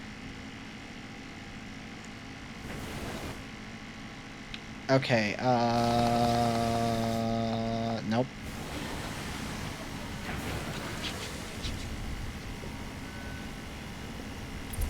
Nope. I constantly push the wrong buttons.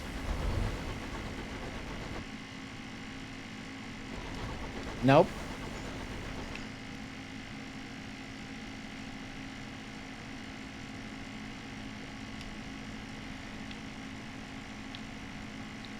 Because that one we're not going to have for a while. This one requires us to go all the way to Port Avon. Souls for Port Prosper. So we need souls. Didn't I find a place to buy? Yeah, we can... Oh, Port Avon's... Oh, well, yeah, that's where we're going. God damn it, I pushed the wrong button again.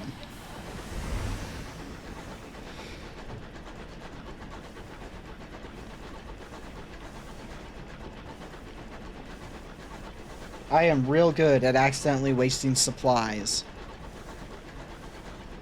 I just have poor button memory for this game, apparently.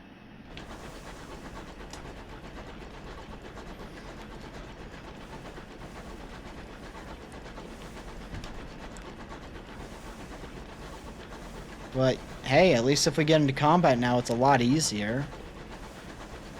Uh-oh, uh-oh. Okay, it was lagging for a second.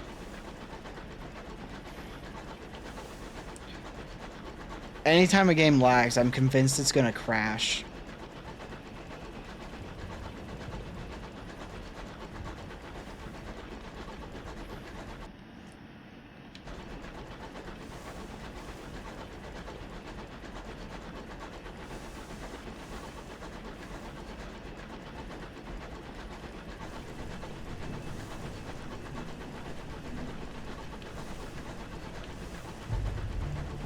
That one's a saying, if I remember right. No, it's not. Settlers who live so far beyond the edge of civilization relish the hardships of solitude. They will fiercely defend their small territories, but occasionally welcome company and trade. A small group is dancing in the yard before the homestead. There is little rhythm to the dance. It is an exuberant limb-flinging of a truly happy and the substantially drunk.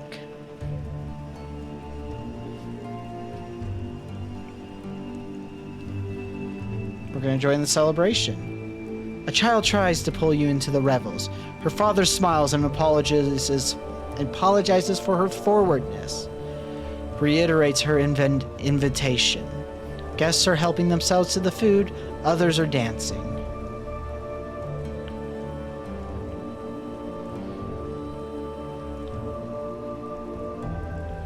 Let's speak to the matriarch.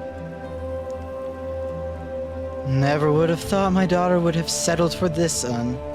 She gestures with her chin at the groom.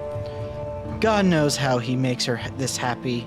If I was her, I'd have given him a clip round the ear and sent him packing. But the youth of today have very low standards. Wow. That's quite. That sounds like something that a boomer would Oh. What do you mean under Manning? We have 8 out of 10 crew members.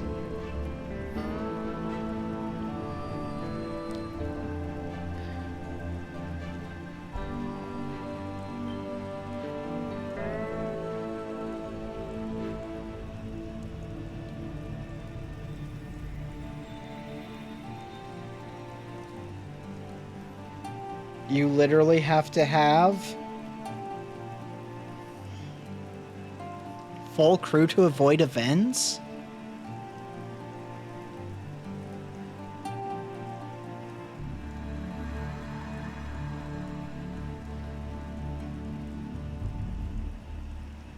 I guess. I'm still kind of mad at this.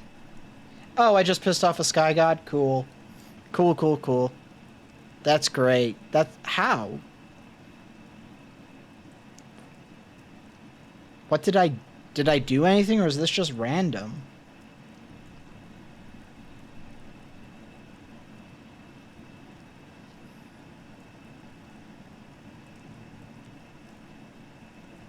Whatever. Due to undermanding, one of your crew cabins sits empty, but a story has taken root among the crew that something sleeps in there on nights when the wind howls. Something that leaves frost on the bed sheets. Some of the crew have begun raiding the pantries to leave bowls of food outside the cabin door. Your cook complains.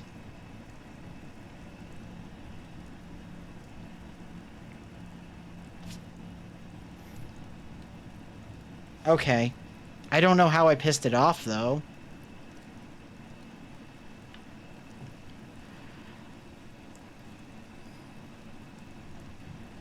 Discipline the crew, sleep in the empty cabin ourselves. We're gonna just force someone to sleep in the empty cabin. Because it's a 50-50 chance, so might as well.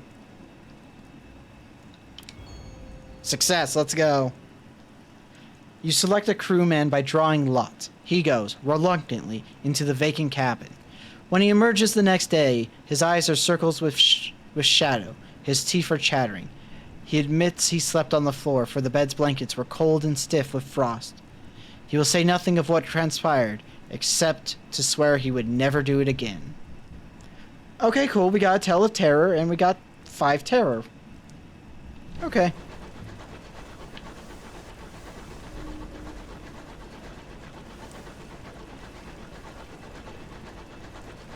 I'm assuming we're going to have more events like that, though, because I don't assume that was enough to make the Sky God happy. Or better with it, I guess. Okay, first of all, Bazaar. Sell these. Get that money. The vicar is delighted.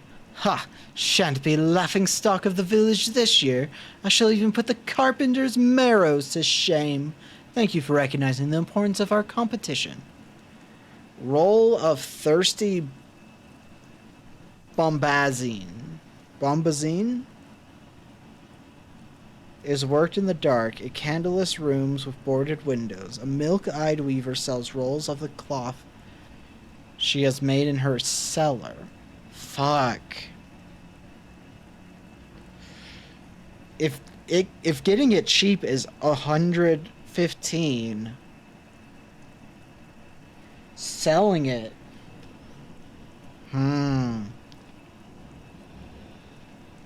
is a pretty good option.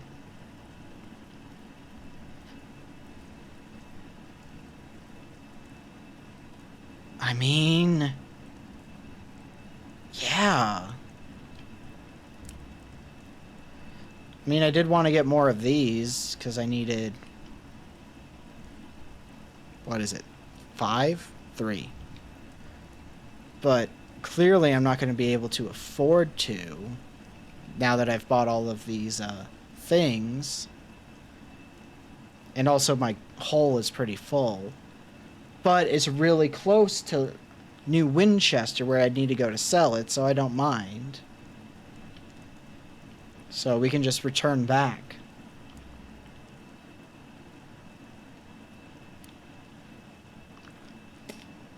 But we can't get the guy.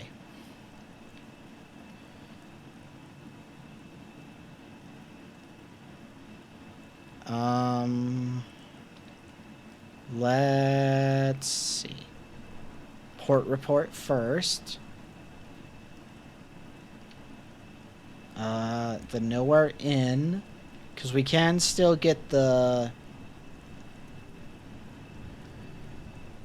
mushroom. Who does this creature belong to? Bellows a man, fuchsia with rage. The Blemming he points at is a grizzled member of its species, most of whom were left behind in the Neath. The fuchsia gentleman roars in fury. Between bellows, the truth emerges. The Blemming is no one's pet, and, far worse, no one will admit responsibility for its tab. The Blemming is unconcerned with the tumult. It nods its cap at you with grim respect, when flops a tendril into a mug of stout, stares bleakly through the window. I mean, it's a new ally, so let's grab him. As the fuchsia gentleman flames for a particularly prolonged diatribe about ill-mannered captains and their disorderly pep, the Blemming climbs to the bar top to consider your face. It likes what it sees. With a sound like a shoe being pulled from a swamp, the Blemming finishes its drink. It clambers up your arm until it reaches your shoulder, from where it directs you to the door, and is experienced in surviving the cold of the heavens and the heat of those too cowardly to traverse them. It respects you. It will serve you well. And now we can turn in one of our trophies.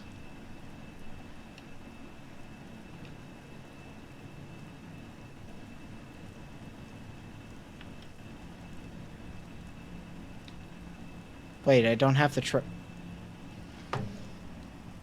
That's from when I died. Never mind.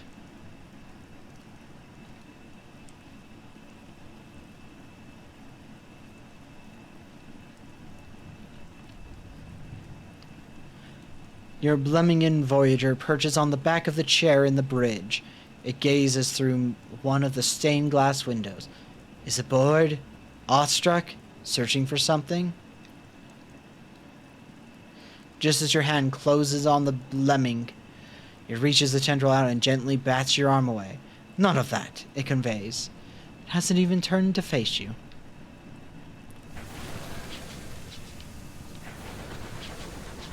Ooh, tight turn. Okay, but yeah, we're going back to New Winchester. You know what? We'll dock at New Winchester, deal with some trading stuff. We'll switch to just chatting, and I'll look for who we're going to raid, because we are reaching the 4-hour mark of stream, which is our usual cutoff time. Oh god, I just hit the control stick and just started veering into the building or the wall.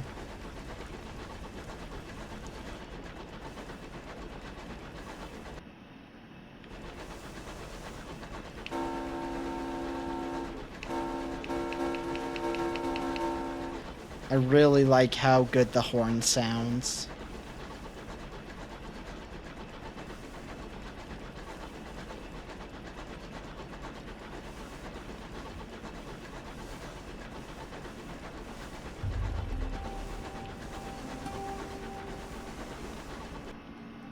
Yeah, we do need to turn this way.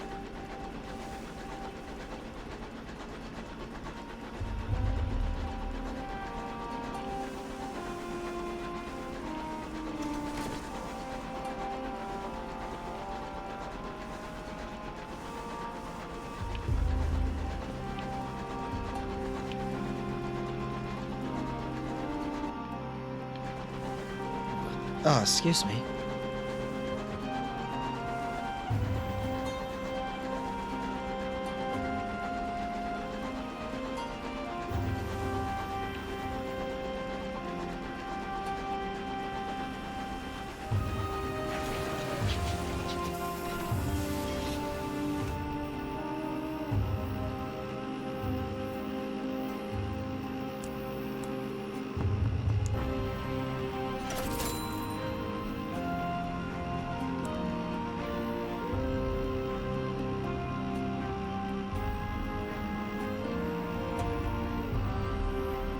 Yeah, we need like 3,000 just to get the next ship size up.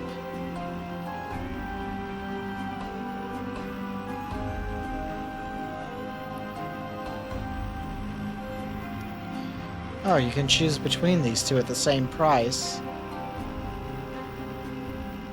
One's better for surviving combat by the looks of it. The other one's got more unique, it gives you better, whatever it's called, tools, more tools you can use. Okay. But, save and exit? Yes. Exit to desktop. Da, ba da dum. Back to this music.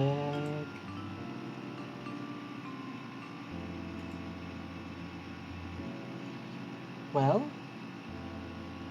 I do believe we will raid into Clover and Nari today. Who is playing Final Fantasy 13?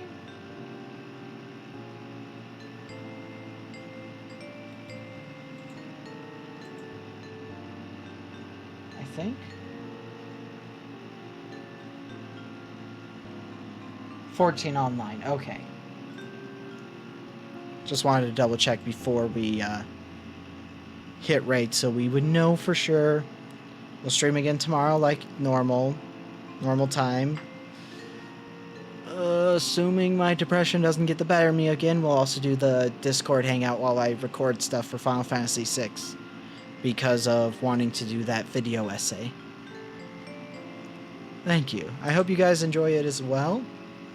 I will definitely be eating after this because I usually eat right after my streams are over.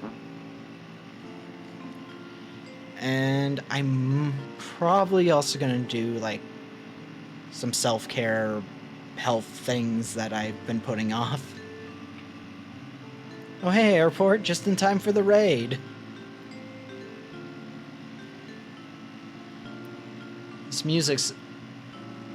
This music in particular works really well for the kind of laid-back vibes I tend to have on stream.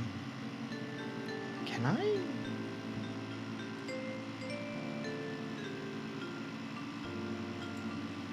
Cool, they have a way you can just hit get at site where it's on, so I was able to just click a link, so I might try. Maybe we'll find some really good music like that I can use instead of just doing the full radio. We'll see.